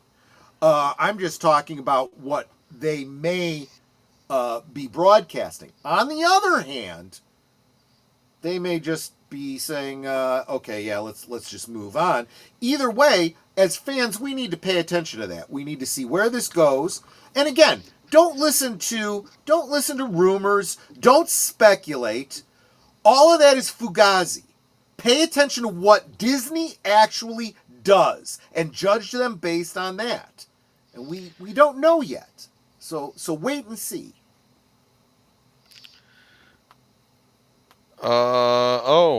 Fantastic Four wasn't doing the numbers they wanted it to do. It absolutely isn't. So I'm starting to see some press coming up, some behind the scenes whispers that they're quietly going into crisis mode over at the MCU, and there's some powwows scheduled for the next couple months to try and figure out what the hell they're going to do, because this is not where they need to be going into the next phase of MCU. It is a downward spiral. They've had a bunch of disasters since Endgame. First and most. If someone could have just seen this coming, if someone could have just realized they were making bad decisions and told Disney about this, oh, that's right, we did. Well, not everything was their fault. Chadwick Boseman passed away, and I know they were going to be using him as Black Panther, then they ended up having to make a Black Panther. How they dealt with it absolutely was their fault. Yes, and then they used it as an excuse to do another gender swap because, oh no, we can't recast anybody. They need to get out of this mindset that they can't recast. They've recast people. They recast recast War Machine. They've recast Ross. General Ross like 3 times already. All right. Anyway, they've recast the Hulk 3 times. The Fantastic Four first step sadly continues a negative Marvel Cinematic Universe trend set up by the franchise's previous film. They also recast Reed Richards. Just saying, guys. Just a reminder. This is a recast of Reed Richards. Okay. Could have been John Krasinski. Well, no, that was an alternative universe of Reed Richards, and of course, Reed Richards has to look different in every universe because that's how we do. Was that ever a thing in the comics with people looking radically different from their other? No, in the comics, alternate universes of people, if they crossed over, nobody knew. You could literally take the place of your doppelganger in the other universe, and nobody would know. Okay, well, when I heard if there was an age difference, like Earth 1 and Earth 2 Superman, when Earth 1 Superman came over to Earth 2, Clark would always say, "This is my my uncle," or I see. Relative, older relative. Oh, the resemblance is uncanny. That's what people probably say. Right? Yeah, it's like this is exactly what you're going to look like when you get older. It's still believable. Pretty much. Yeah, exactly. Well, there have been fun Fantastic Four movies in the past. The definitive version of the team has only now come to the big screen. The MCU's first Fantastic Four movie is great and from start to finish. I heard it was good. I heard it was one of the better projects they've done since the whole Avengers thing ended. First Up's post-credits is crucial to the franchise future, setting up the next 2 Avengers movies. Based on how Marvel Studios made it feel like a family and their powers shown on screen, I thought Fantastic Four First Ups would be a hit. Fantastic Four First Ups budget was reportedly $200 million. Based on that, we know how much the movie needs to make to break even. The MCU's Fantastic Four movie will be fine if it ends its worldwide run at $400-500 million range.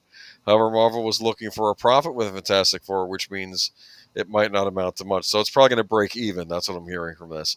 I've heard there's been another problem too. They can't rely on the Chinese box office like they did with the older Marvel films. Is that right? Again, if we could only have foreseen this coming. Oh wait, we have. Anyway. So yeah. So what's going on over at Disney? Are they trying to figure out a way to fix this? Because they lost Kang too. Remember they had Kang, right? Jonathan, what's his name? He was Kang, and then he got into trouble and with all a they got to do girlfriend, is and friggin' then recast him. Yes. If they had a plan for his story, they should have just friggin' recasted him. They can recast any of these characters. Well, because when they showed the alternate universe Kangs in that one thing, they all looked like him. Exactly. See, Kang was going to be the major villain going forward. Like that was what. Yeah. It was not going to be Doctor Doom. It was going to be Kang. That is exactly my problem. You can't say, well, he's an alternate universe, so he looks different. They already established with Kang alternate universe versions of the same person are played by the same actor. It's just, Disney is as dead as fried chicken. But if you recast, you have to say, you know what? This is what he always looked like. War Machine always looked like Don Cheadle. Just, I'm saying that the Loki multiverse series established. This is another also problem. Talking about someone who can take any form he wants to. That's kind of a different situation. You have all these Disney Plus series too mucking around and screwing with the movie continuity. Oh yeah, try to reconcile Agents of S.H.I.E.L.D. with WandaVision and anything else that came out. We have two different instances of the dark whatever that grimoire is.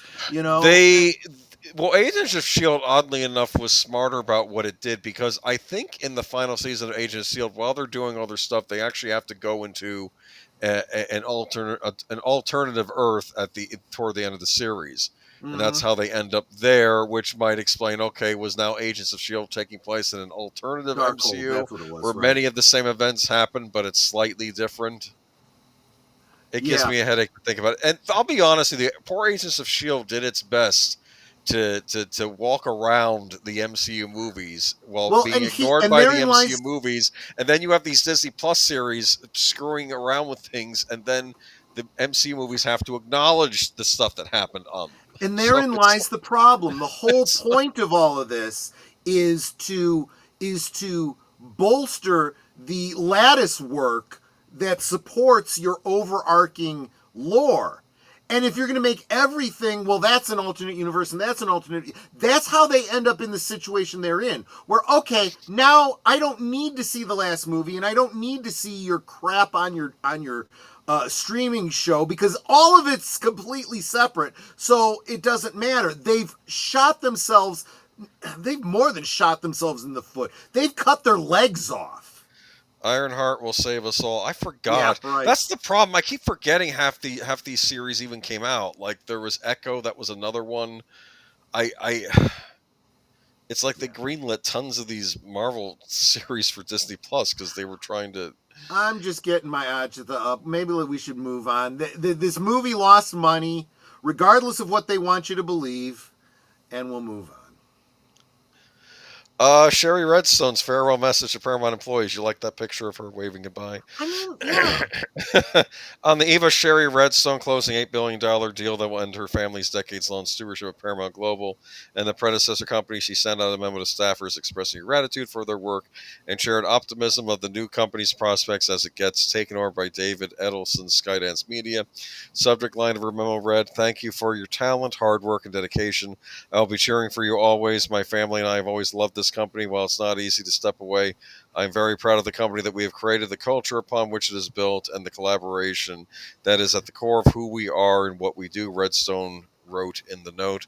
Under leadership of co-CEOs George Cheeks, Chris McCarthy, and Brian Robbins, who took on both exciting and difficult decisions that come with being chief executives, every person at the company has contributed to delivering impressive performance in spite of the tough industry environment, she wrote in the memo.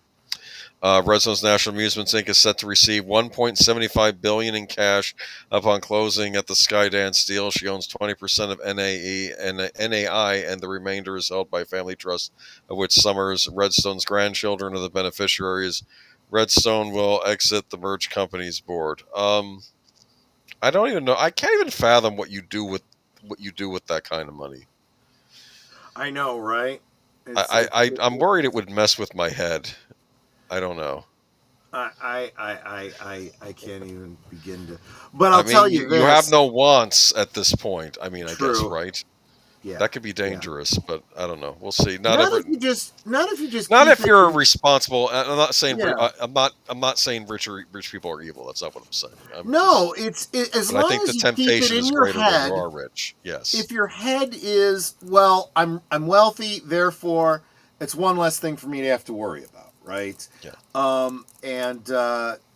You know, you don't have to worry about, well, do I get this car or that car? I get whatever the best car is for what I need right now, and move along. But this is especially true for Sherry Redstone. We brought you the news about her previously. She's got some health issues, and it became very, very clear that she wanted out of all of this. She's done with all this BS. She wanted to sell and get out. And I would say for her, this is probably a good thing. This is, amen, I can wash my hands, I'm done. And yeah, she's not leaving with any vitriol or anything. Good luck. I'll be cheering for you. She wants to see this company that her father built, do well. But And maybe rely less on the streaming model.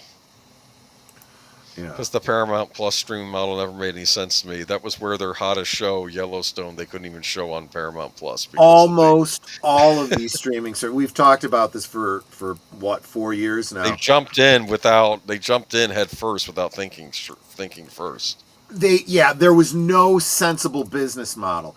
It was a business model that somewhat made sense during the lockdowns, but they thought that was going to go on forever, and that was not possible.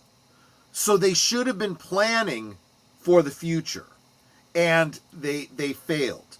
An intelligent business model would have been to start your streaming service, not be too concerned about what happens to it in the short term, and just think of it as your own private cable channel, right? So that when the insanity stops and we can start putting movies out on the big screen again, we can go back to the original revenue model where we make our money in the theater, right? Then we bring it to physical media and make more revenue there.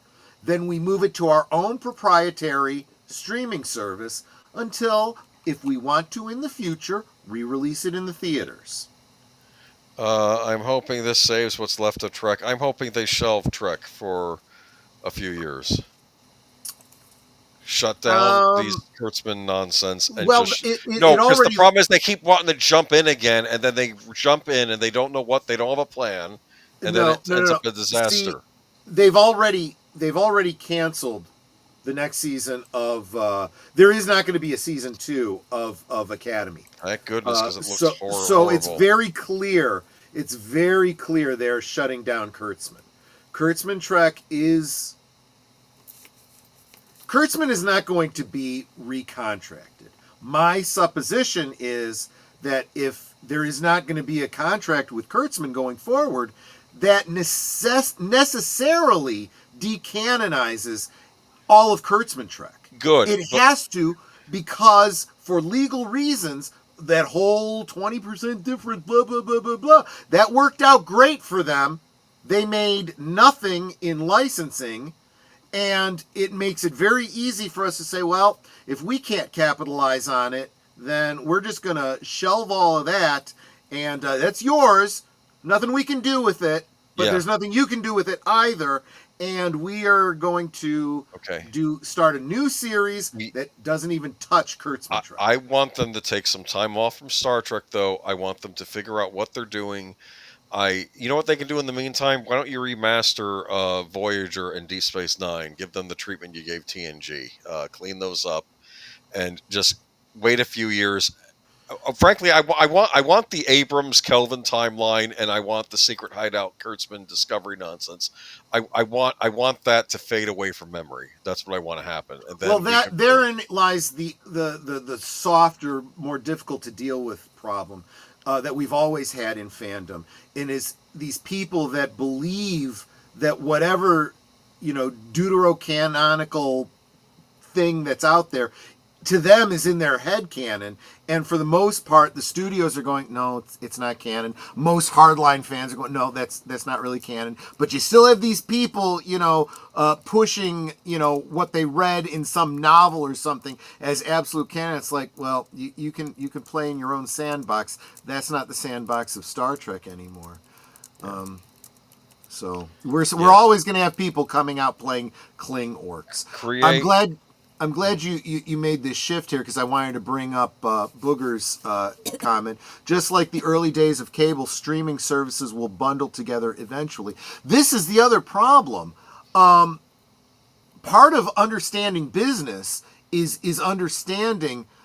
You try to predict the future based on what's happened in the past, and anybody with any sense knows that. We talked about this, during the most recent entertainment industry strikes. People are fighting for the same rights that they did when cable became a thing, when home media became a thing, when syndication became a thing. Every time they fight the same fight over again. Studios, you need to know this is coming. So be prepared for it and already have a plan in place. Same thing with streaming is not significantly different from cable. So everything you saw that happened when cable became a thing is going to happen with streaming. So you might want to start thinking about licensing to, for example, Netflix. So that you can go to Netflix and you can get your Paramount movies, you can get your Disney movies, you can get your Sony movies, and so forth. And they don't have to worry about it. It's all under their license, and they receive licensing fees on a regular basis, and that's another source of revenue. Revenue is the only thing that keeps you afloat. Start understanding that, business world.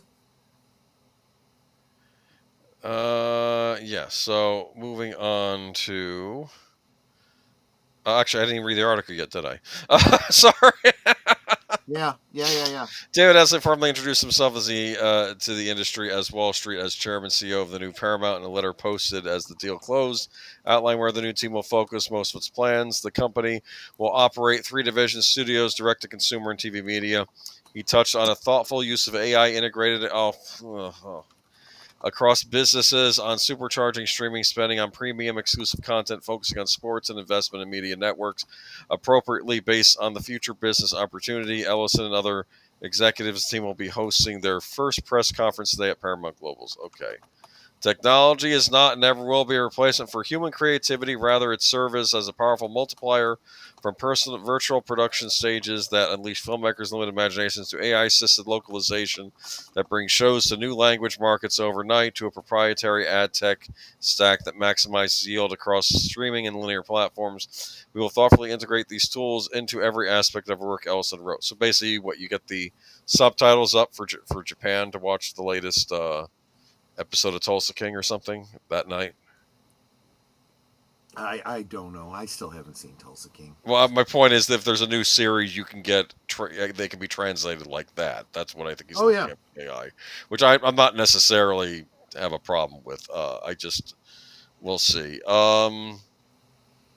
Inevitably challenging decisions and difficult trade-offs lie ahead. We will face them head-on, maintaining transparency by openly sharing the rationale behind our choices and how they serve the best interests of our stakeholders. This all sounds good. Yeah, but time will tell, right? Well, and this is what I said about an early, at least one other previous article. What they say is one thing, but pay more attention to what they actually do. Let's see if and how he puts this into action in the coming years. But you're right; it does sound good initially. But then again, we got what's his name over at Warner Brothers who was saying some good stuff, and then he hasn't really followed through on it. So I will, yeah, that's a transition. I did want to make one last statement. Skydance has been rather good though with the media they produce. So maybe they're the good, maybe they're the right ones to be holding on to Paramount. We'll see. But Warner Brothers targeting 12 to 14 theatrical releases. Yeah. Remember when David Zaslav, and we brought to you how he was, it sounded like he was speaking out against, the franchise destruction that a lot of us have been upset about. And he was talking about how important Superman, Wonder Woman, Batman are. They're the pillars. We need to get back to that. Well, that was years ago. And we might maybe be kind of seeing that now. But yeah, not in any strong way, my opinion. Did we lose you, Boomer? Hello, Boomer. I don't hear the Boomer. Okay, well then let me bring up the article. Oh, on my side it says he's offline, so he must have dropped out. Okay, we lost Boomer, at least temporarily. Let me go ahead and pull up the article myself. So is this the right one? Yes. So Warner Brothers targeting 12 to 14 theatrical releases annually across key labels. What does that mean? We'll get into it. Warner Brothers Discovery said it's targeting 12 to 14 theatrical releases annually across its 4 key labels: Warner Brothers Pictures, DC Studios, New Line Cinema, and Warner Brothers Animation, going forward as the company takes a victory lap following a super second quarter at the box office. In a letter to shareholders accompanying its latest financial results, the company led by CEO David Zaslav said the releases will include 1 to 2 Warner Brothers Pictures tentpoles based on well-known Warner Brothers IP, 1 to 2 DC Studio films, 3 to 4 New Line Cinema releases including horror and comedy, and 1 to 2 Warner Brothers Animation titles, and a select number of moderately budgeted original films. And so far, it sounds pretty good. Films released by WBD's Motion Picture Group, led by Pam Abdi and Michael DeLuca, have generated over $3 billion in global box office year to date, including over $2 billion from 4 films out of the second quarter: a Minecraft movie, Sinners, Final Destination Bloodlines, and F1 for Apple, which have together generated over $2 billion in global box office to date. Welcome back, Boomer. Should I just keep reading? Go ahead. I'll let you take on this one. I think we've been having storms outside that might have knocked me out. Okay. Understood. Warner Brothers Studios has distributed 5 films in a row that opened to over $45 million domestically, underpinning, in quotes, our increased bullishness regarding its future creative and financial prospects, close quotes, the letter noted. We were in last place, said CEO David Zaslav on a call with analysts after the numbers, almost marveling himself at the shift of to almost first after Disney. And they're very quickly going to be surpassing Disney, I suspect. That's just me speaking. The company expects $2.4 billion in total studio profits for 2025, on the way to a $3 billion goal. The company spent a lot of the letter on the recent momentum, saying it stems from, in quotes, a deliberate rebuilding and transformation strategy executed over the last 3 years, close quotes, since Discovery acquired Warner Media. That includes a more bottom-up, analytically rigorous greenlighting process with more granular input from distribution and global marketing teams, more systematic marketing and distribution checkpoints ahead of releases with an emphasis on the final 8 weeks prior to release, and using real-time data to make better windowing decisions. Let me let me translate that for the average person. In other words, they're claiming here that they're actually going to listen to what the market wants. In other words, what the fans are demanding, and try to form strategies to meet those goals in advance, so that they're not having to go back and reshoot stuff because they made bad decisions without paying attention to the data in the first place. The film studio recognized its marketing and distribution teams in a globally integrated model that has enabled us to seamlessly coordinate film releases across territories. That resulted in some recent layoffs. Yep. Speculative translation. There were some people that weren't really concerned about profits. They were concerned about other things, and they need to find jobs elsewhere. With each of these measures, our goal has been to better position Warner Brothers Motion Picture Group to maximize the potential upside for creatively successful films while reducing the inherent downside risks, the letter said. Superman was from DC Studios opened to $220 million globally, the strongest DC Studios global opening since 2022. James Gunn is prepping the next one. In its long history, the DC Universe has never been managed in a more cohesive, collaborative, and strategic way.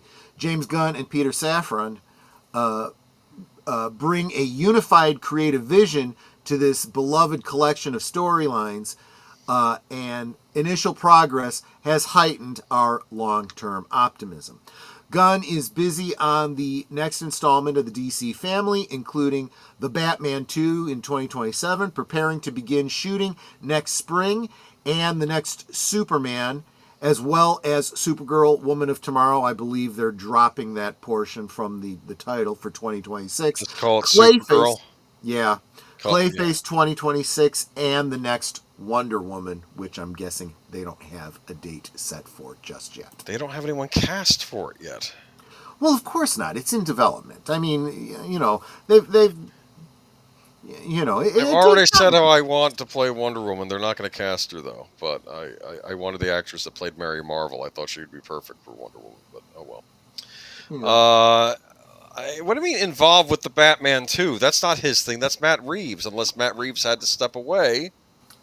We'll get into that with the next article. The next I know. article, but my speculation is that they're saying, look, yes, we've got you contracted, and yes, we're going to let you do this thing, but this is the stance I said they should have taken with Nolan. Look, so and so. This isn't yours. Yes, we contracted you, and we're going to let you do your thing, but we have something bigger going on. He has in his contract that whatever villains he decides to use, they couldn't be used by another Batman project at Warner Brothers. They got to stop doing that. They've got to stop doing that. They've got to give James Gunn carte blanche to use any villain in any movie anywhere he wants.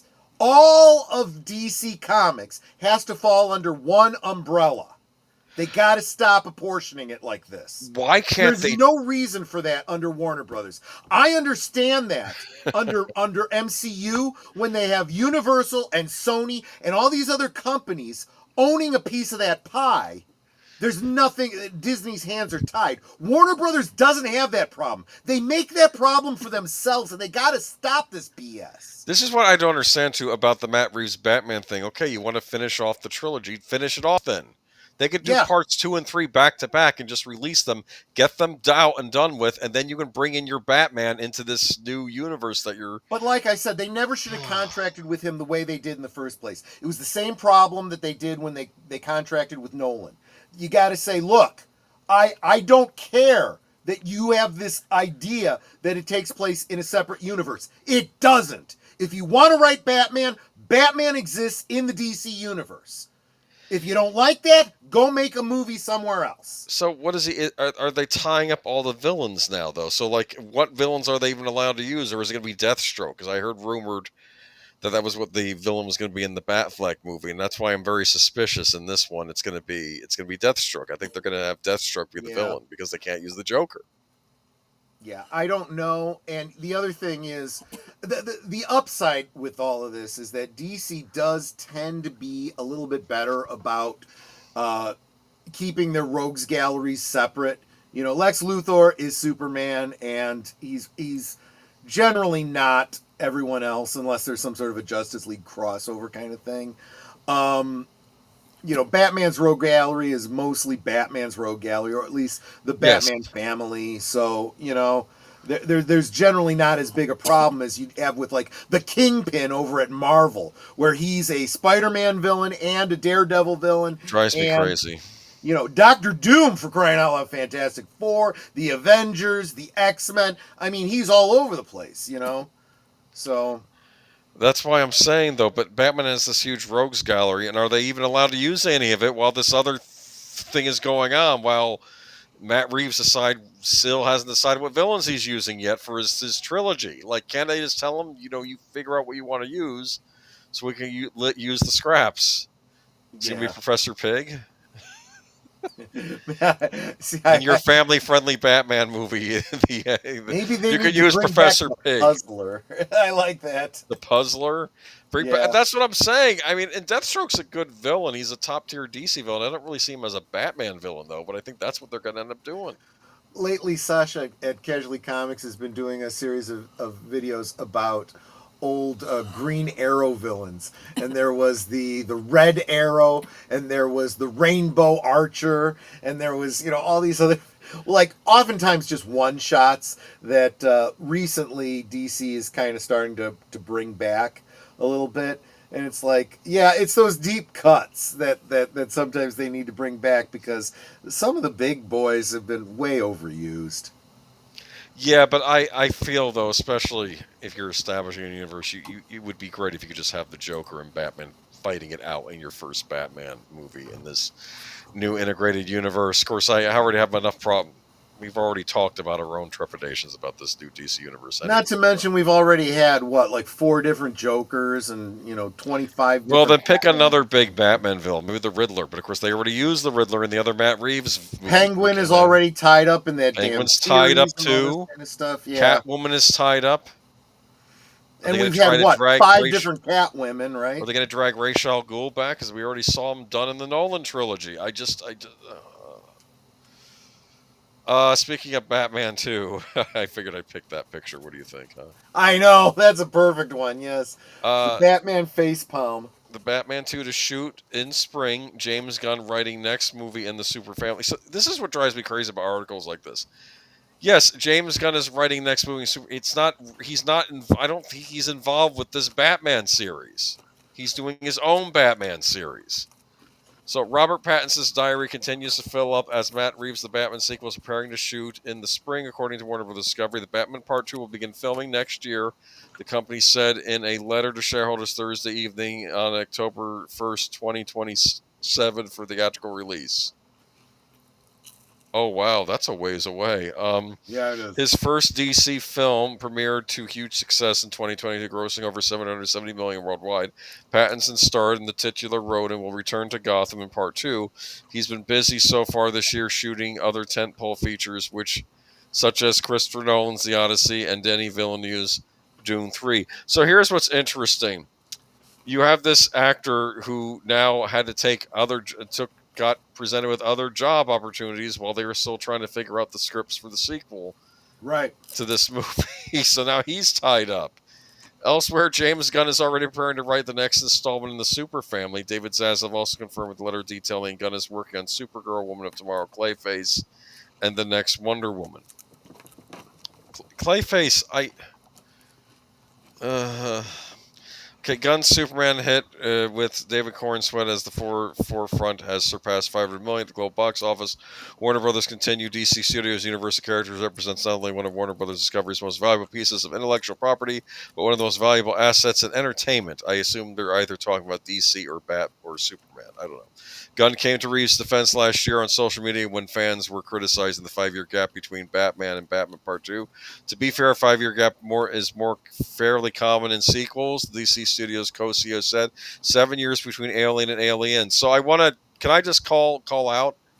I They know where you're weren't. going with this. What I'm going to say is when they made Alien, they weren't planning to do a sequel right away. I don't even know if they were planning on doing a sequel at all. It probably came to them years later. This Batman series has already been planned to have sequels. Right. And don't talk to me about the animated movies like The Incredibles. That's an animated feature. That's not the same thing. I don't. Okay. Yeah. Animated characters don't have to age. People should get off Matt's nuts because it's like, let this guy write the screenplay in the amount of time he needs to write. This is another thing I hate, but James Gunn always has to. Yeah, no. Everything Yeah, he does. again, you're giving way too much power to these artists. You go, no, you're contracted to do something in this under this umbrella. You have this much time to get it done. If you don't get it done, get the hell out. We'll get someone else to do it. I mean, are they just gonna have to create a new It's villain? called For this? deadlines. I guess. Are they gonna have to create a new villain for this Batman movie? Like they would have to create a new villain at the rate they're going because they can't use anyone because it's all tied up with the Matt Reeves universe. Yeah.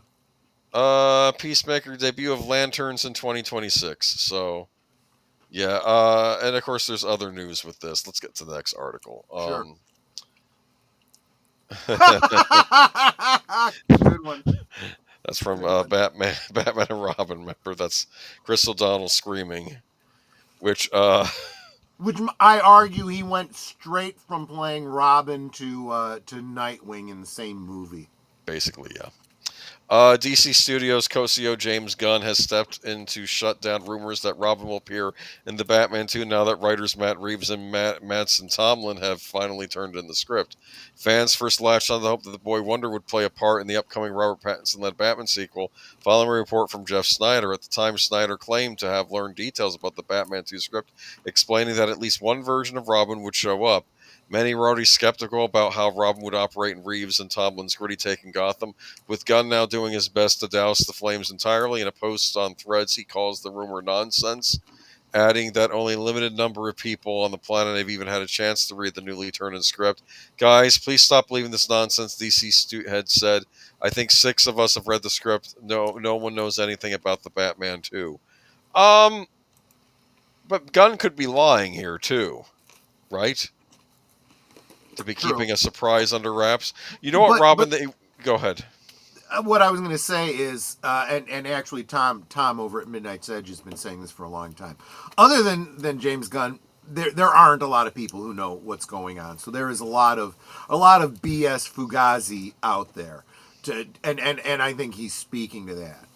And I would also argue this: you look far enough out, he may be in a situation where he can't even say. I mean, he might know what he wants to do, but you know, the farther something out is, the more he might have to change his plans. So what we're planning today may have nothing to do with what we're doing in 3 years. Jesse Green says, Mad Hatter. I'd like to see the Mad Hatter in a Batman movie. Again, Reeves may say, I have plans for Mad Hatter in part 3 or something. You know, we don't know. I don't know what he's tying up here. This is what's driving me crazy about all this. Yeah. Anyway, though, what was I going to say, though, about Robin here? You know what Robin they would use in the Batman Part 2? It would be the girl Robin from The Dark Knight Returns. Think about it. Interesting. They'll just do that just to be edgy or something. That's what they would do. So, yeah. Moving on to Warner Brothers Discovery swings into Q2 profit. Oh, is that the Happy Zaslav picture? That's him. So story of Warner Brothers Discovery is quickly becoming a tale of two companies, and that's a narrative executives really like Wall Street to hear. The company behind the Warner Brothers studio, the HBO Max streaming service, and cable networks, including CNN and HGTV, saw improving results for streaming operations and production studios, such as conditions for its traditional TV networks appear to worsen. Such reports will no doubt bolster the company's recent decision to split itself in two. One company will house the production. I've talked about this 100 times. Anyway, in a letter to shareholders, the company cited the performance of films like a Minecraft movie and Sinners, TV properties like The Last of Us, And sports broadcasting, including its coverage of the French Open, still Warner Bros. Discovery eked out just a small gain in revenue during the period while moving to a profit in the period from a loss in the year earlier quarter. So what are they saying? Are they blowing smoke up people's butts, or what's going on here? Well, no. They say they're making progress. That's what they say. Okay, so we're doing better. And let's face it, I mean, they have had a pretty good year so far. This Mickey is 17 starting to turn around. Mickey 17.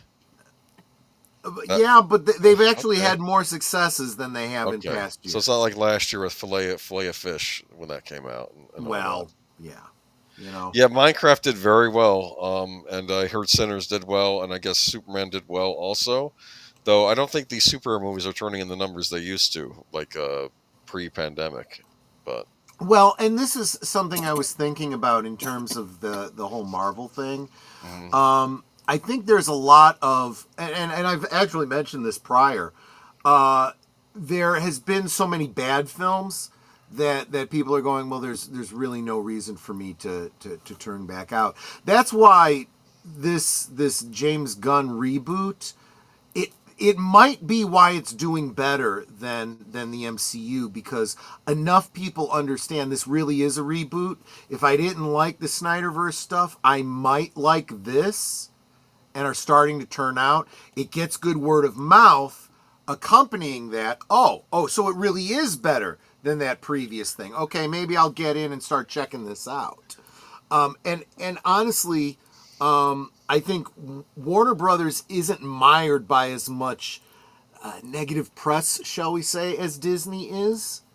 So the idea that Disney's on a downward spiral, that in and of itself is just going to raise Warner Brothers in the market, I mean. Okay. So they aren't Disney, right? That's what they can say. But they're not Sony either. Yeah, Sony, again, I'm going to say this about Sony. They're still the smart ones that never got into the whole streaming debacle, so at least they have that going for them. Sony Pictures reported 76% year-on-year surge in operating income, according to JPV, $18.7 billion, $129 million for the quarter ended June 30th, driven by a sharp increase in series deliveries within its television productions unit. The company reported Thursday sales climbed 4% on U.S. dollar basis to $202.22 billion, though that represented a 3% decline in yen terms due to foreign exchange headwinds. Within Sony Pictures, growth in operating income was attributed primarily to increased deliveries of series in the television productions divisions. This helped offset the decline in motion pictures revenue, which fell by $175 million year on year, driven in part by softer theatrical slate. Motion pictures revenue totaled $742 million for the quarter, down 13% from the same period last year. While theatrical performance lagged, the unit benefited from a higher contribution from library titles. Licensing revenue from older television product also declined on a U.S. dollar basis. Sony said pictures revenue grew 4%. Operating income rose 76%. So basically, they're doing well with the TV shows, not as well with the movies they put out in theaters, but they don't put as many out as they used to anyway. That's what I'm getting from this article. And they do sell a lot of series to like Netflix. I'm sure some of their other licenses, like that Nick Cage Spider-Noir series they're doing, that's going to be a Sony production, I would expect, or at least Sony's. So again, I'm going to double down on what I just said. They have benefited from the fact that they didn't get mired down in the whole streaming thing. And what are they doing? They're licensing out their stuff to other streaming services. So that's just more revenue they've got coming in that other companies don't have. So when they suddenly have more operating revenue, gee, I wonder why. Thrawn Kill brings up a great point. He says Sony still has a comic hater as a president. And yeah, I have the same problem you do with that, but I will say this, they can't ignore the profit that they get from it. It doesn't matter that he hates it. Does he hate making money too? Apparently not, because we're still going forward with a lot of these comic book stories. So they just need to get a little bit better about it. I don't believe that that David Zaslav is a comic book fan, but he knows what people like, and he wants to put people in charge of, make these movies and make them what the fans want so we make more profit.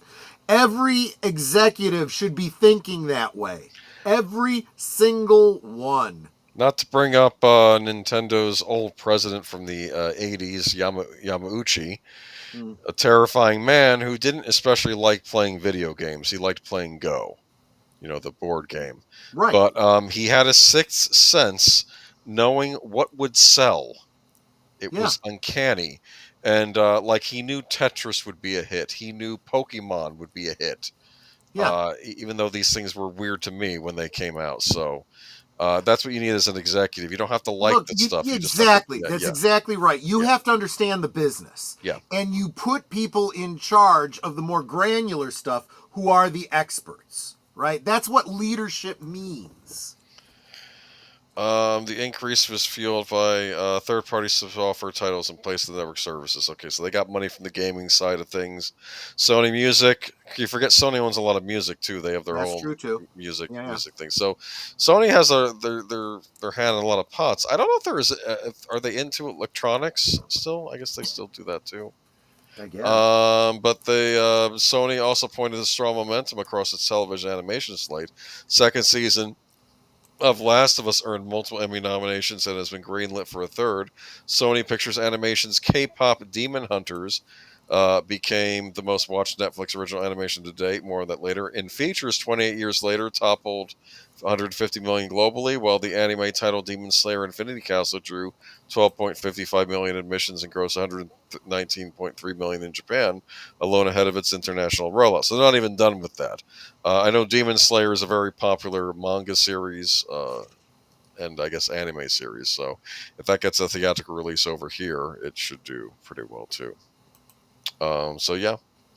Sony's been smart, at least by not jumping into the streaming nonsense, and they're reaping the benefits, I think, right now. Even though they're, some would say, they're not having tons of hits, but it doesn't matter. They're still, right. Want to sell things. Moving on to time back to our first. I'm not sure what this is a picture from. Is he in that new Odyssey movie coming out? But probably. Highlander Dave Bautista to play villain opposite Henry Cavill in Amazon MGM's remake. Dave Bautista is in final negotiations to play the villain in Amazon MGM's remake of the 1980s cult classic Highlander. Now, is he playing the Kurgan or is he playing something else? That's what I don't know. I don't know, but I think he'd do just fine playing the Kurgan. The actor will join Henry Cavill and Russell Crowe in the action fantasy, which hails from Amazon MGM's United Artists banner and is slated to get a theatrical release. Okay, so Cavill is probably going to be playing Connor McLeod, and Russell Crowe will be playing Ramirez, right? Right. That makes sense. I almost, for a minute, when I heard Henry Cavill was on board, part of me thought, is he going to be playing the hero, or is he going to be playing the Kurgan? Because I can almost see him playing the Kurgan. He'd be intimidating as the villain, I think, but they're having him play the hero. Chad Stahelski is directing the feature that is due to begin principal photography at the end of September 1st and shoot in locales in the United Kingdom as well as Hong Kong. The original Highlander, released in 1986, starred Christopher Lambert as Connor McLeod, a medieval Scottish Highlander who discovers he is an immortal warrior. We need to do a good old days about that one of these days. Sorry, that was a joke. That was a joke. Okay. Batista will have the Plum role of the immortal barbarian known as the Kurgan. Okay, so here we go. Who has been killing other immortals across the centuries in order to absorb their essence. Clancy Brown memorably played the character in the original movie. Batista's imminent boarding is both a full circle moment and a fan cast materializing. Batista was circling Kurgan back in 2015 when a version was being put together under the direction of Cedric Nicholas Troyan for summer entertainment. In recent months, most fans have shipped Cavill and Batista as opposing immortal warriors in the fan-made trailer. So I guess the fans have been wanting Batista as the villain. I don't... Look, he's played villains before. I go ahead. Yeah. Here's my take on it. If the actors want it and the fans want it, why the hell would you not just do it? Well, they are doing it, see? So yeah, there you exactly. go. Exactly. So, okay, you know what? I'll give it a chance. I think I like the actors cast, and I don't always like remakes. Keep in mind, Hollywood has been remaking movies ever since it started. The reason we decry remakes in recent years is they're often just far worse than the originals, rather than being movies that complement the originals, or maybe in the rare occasion being better. So yeah, okay. So there we go. Batista. There's your Highlander news. We'll have more as time goes on because we're watching that project. What is this more industry stuff? Let's see here. We have HBO Max password sharing crackdown will get aggressive. Uh-oh. Yeah. If you've been sharing account access to HBO Max, the good times are soon coming to an end. JB Parrott, head of streaming and gaming at Warner Bros. Discovery, said in the company's second quarter earnings call that messaging to consumers to get more aggressive.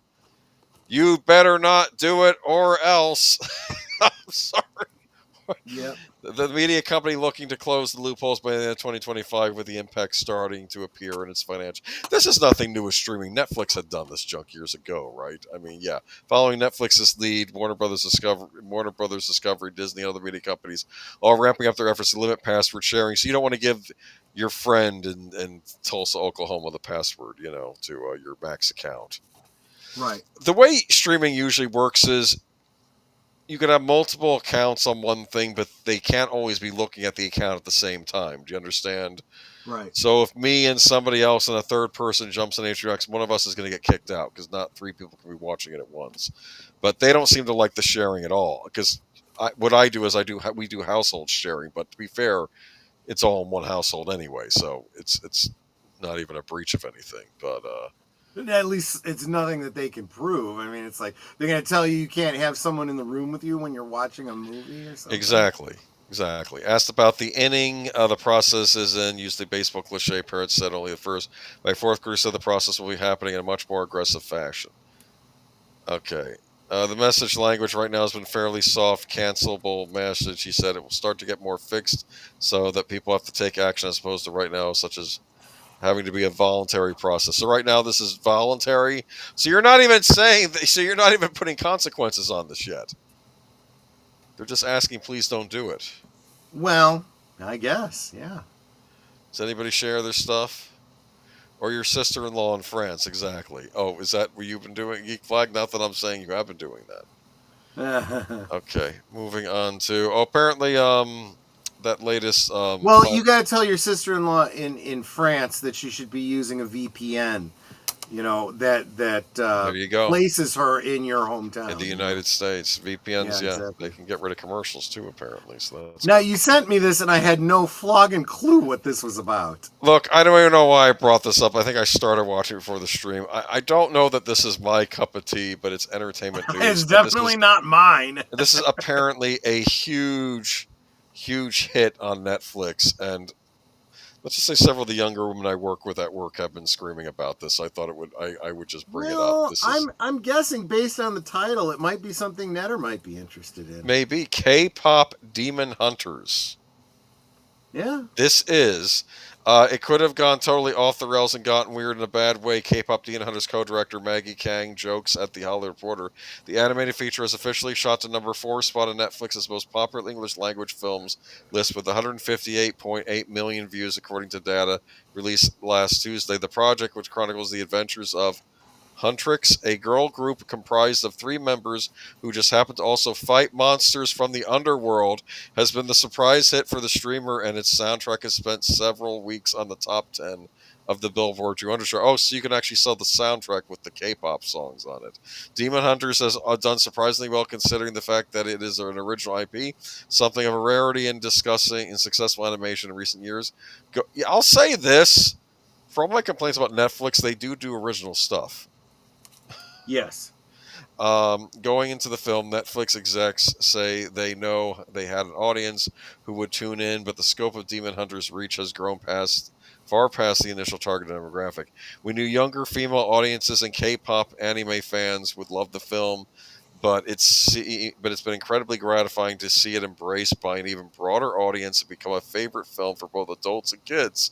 Dan Lin, chairman of Netflix, tells TH, The Hollywood Reporter, adults are watching the movie with their friends and other family members. Kids are watching with their friends and siblings. Okay, so it's a hit.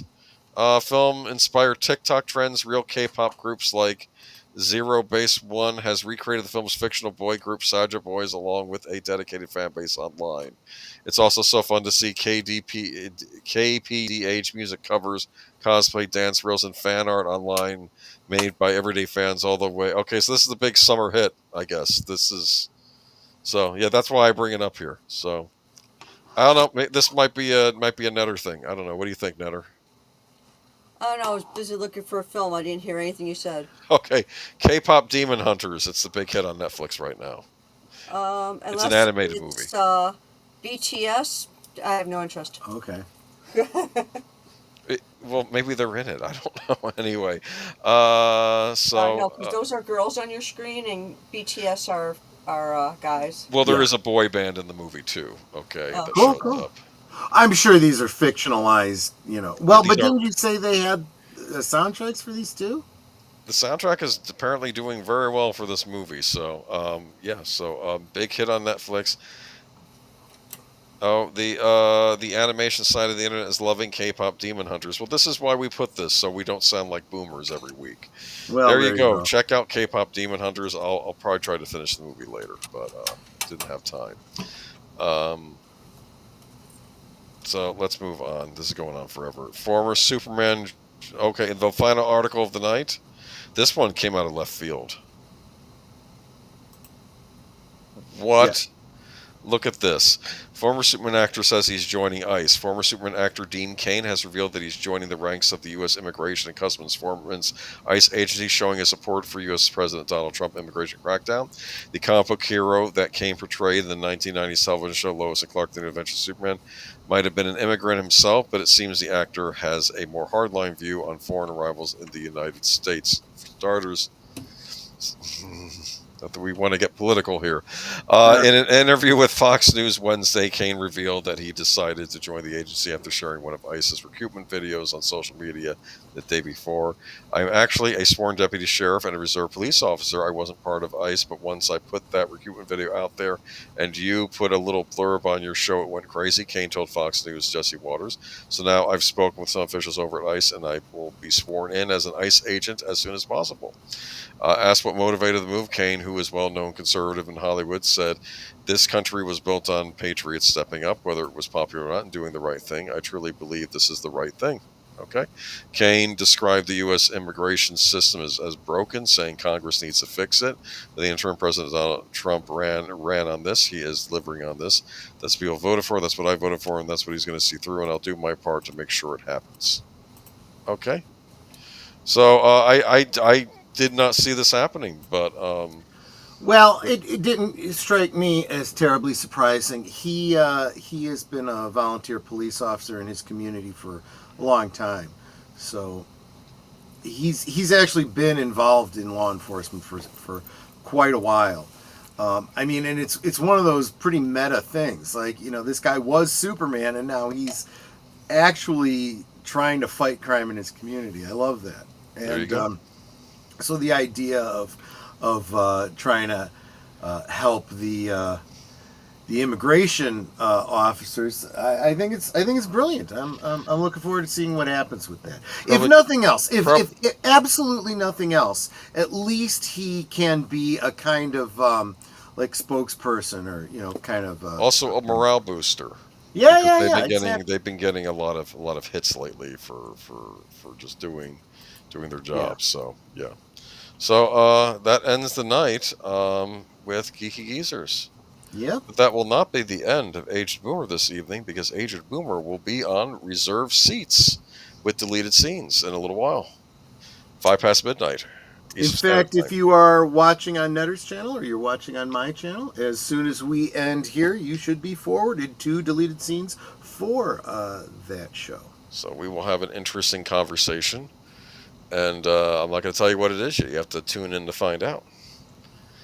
But that's going on tonight. And what have we learned tonight, by the way? Are you more hopeful for Hollywood than you've been in a little while? So not so bad news. I actually am a little bit more hopeful for Hollywood. I am even less I have an even lower opinion of Nintendo than I did last week, which I didn't think could get any worse. But I honestly expect to have an article next week. President of Nintendo decides to drown puppies in his spare time. That's what I'm kind of expecting.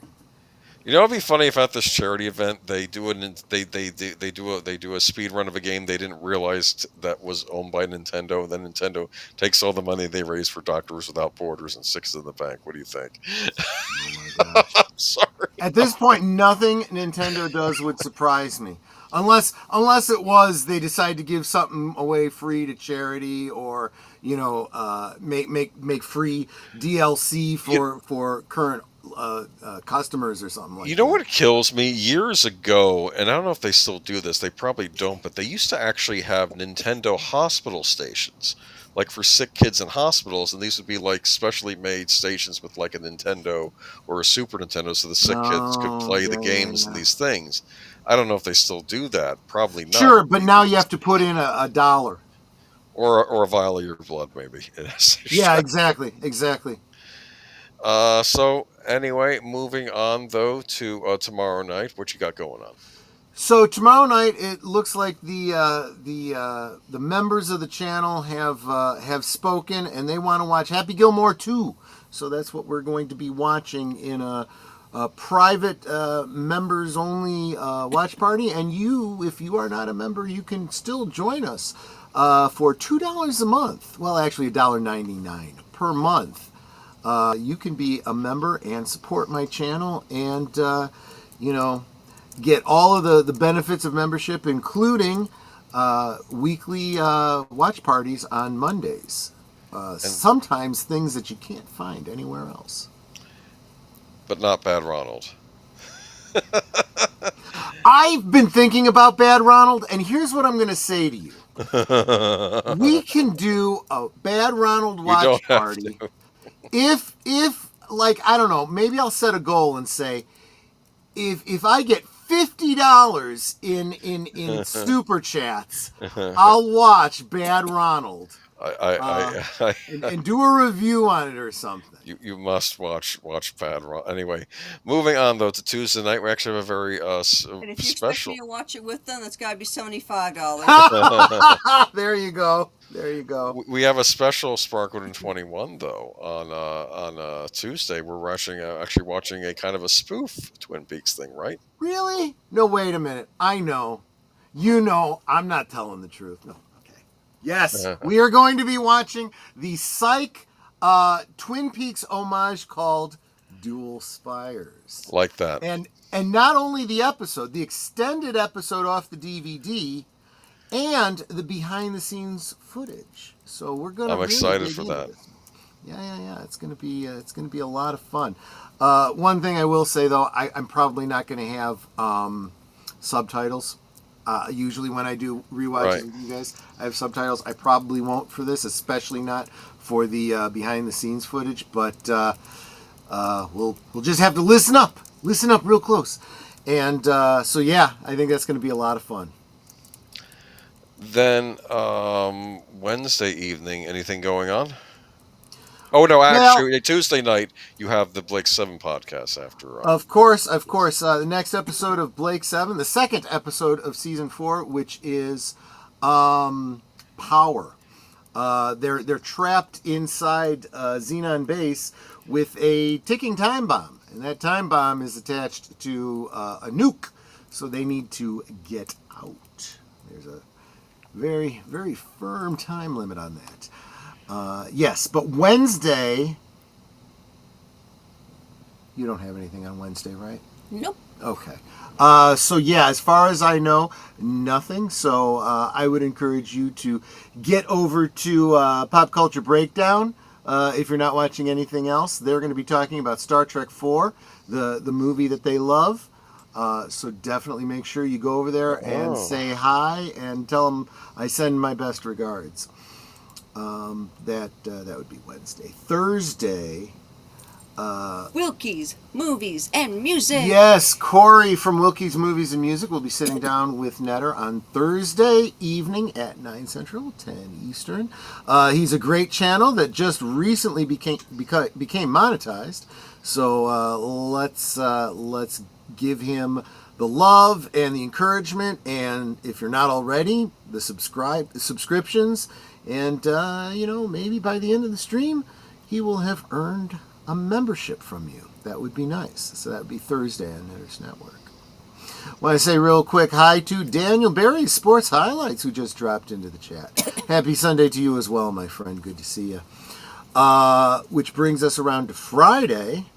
Friday, those of you that were talking about Apollo 13 earlier in the stream, over on Big Al's Films with Friends, I want to say that's 7 Central, 8 Eastern, if I remember correctly.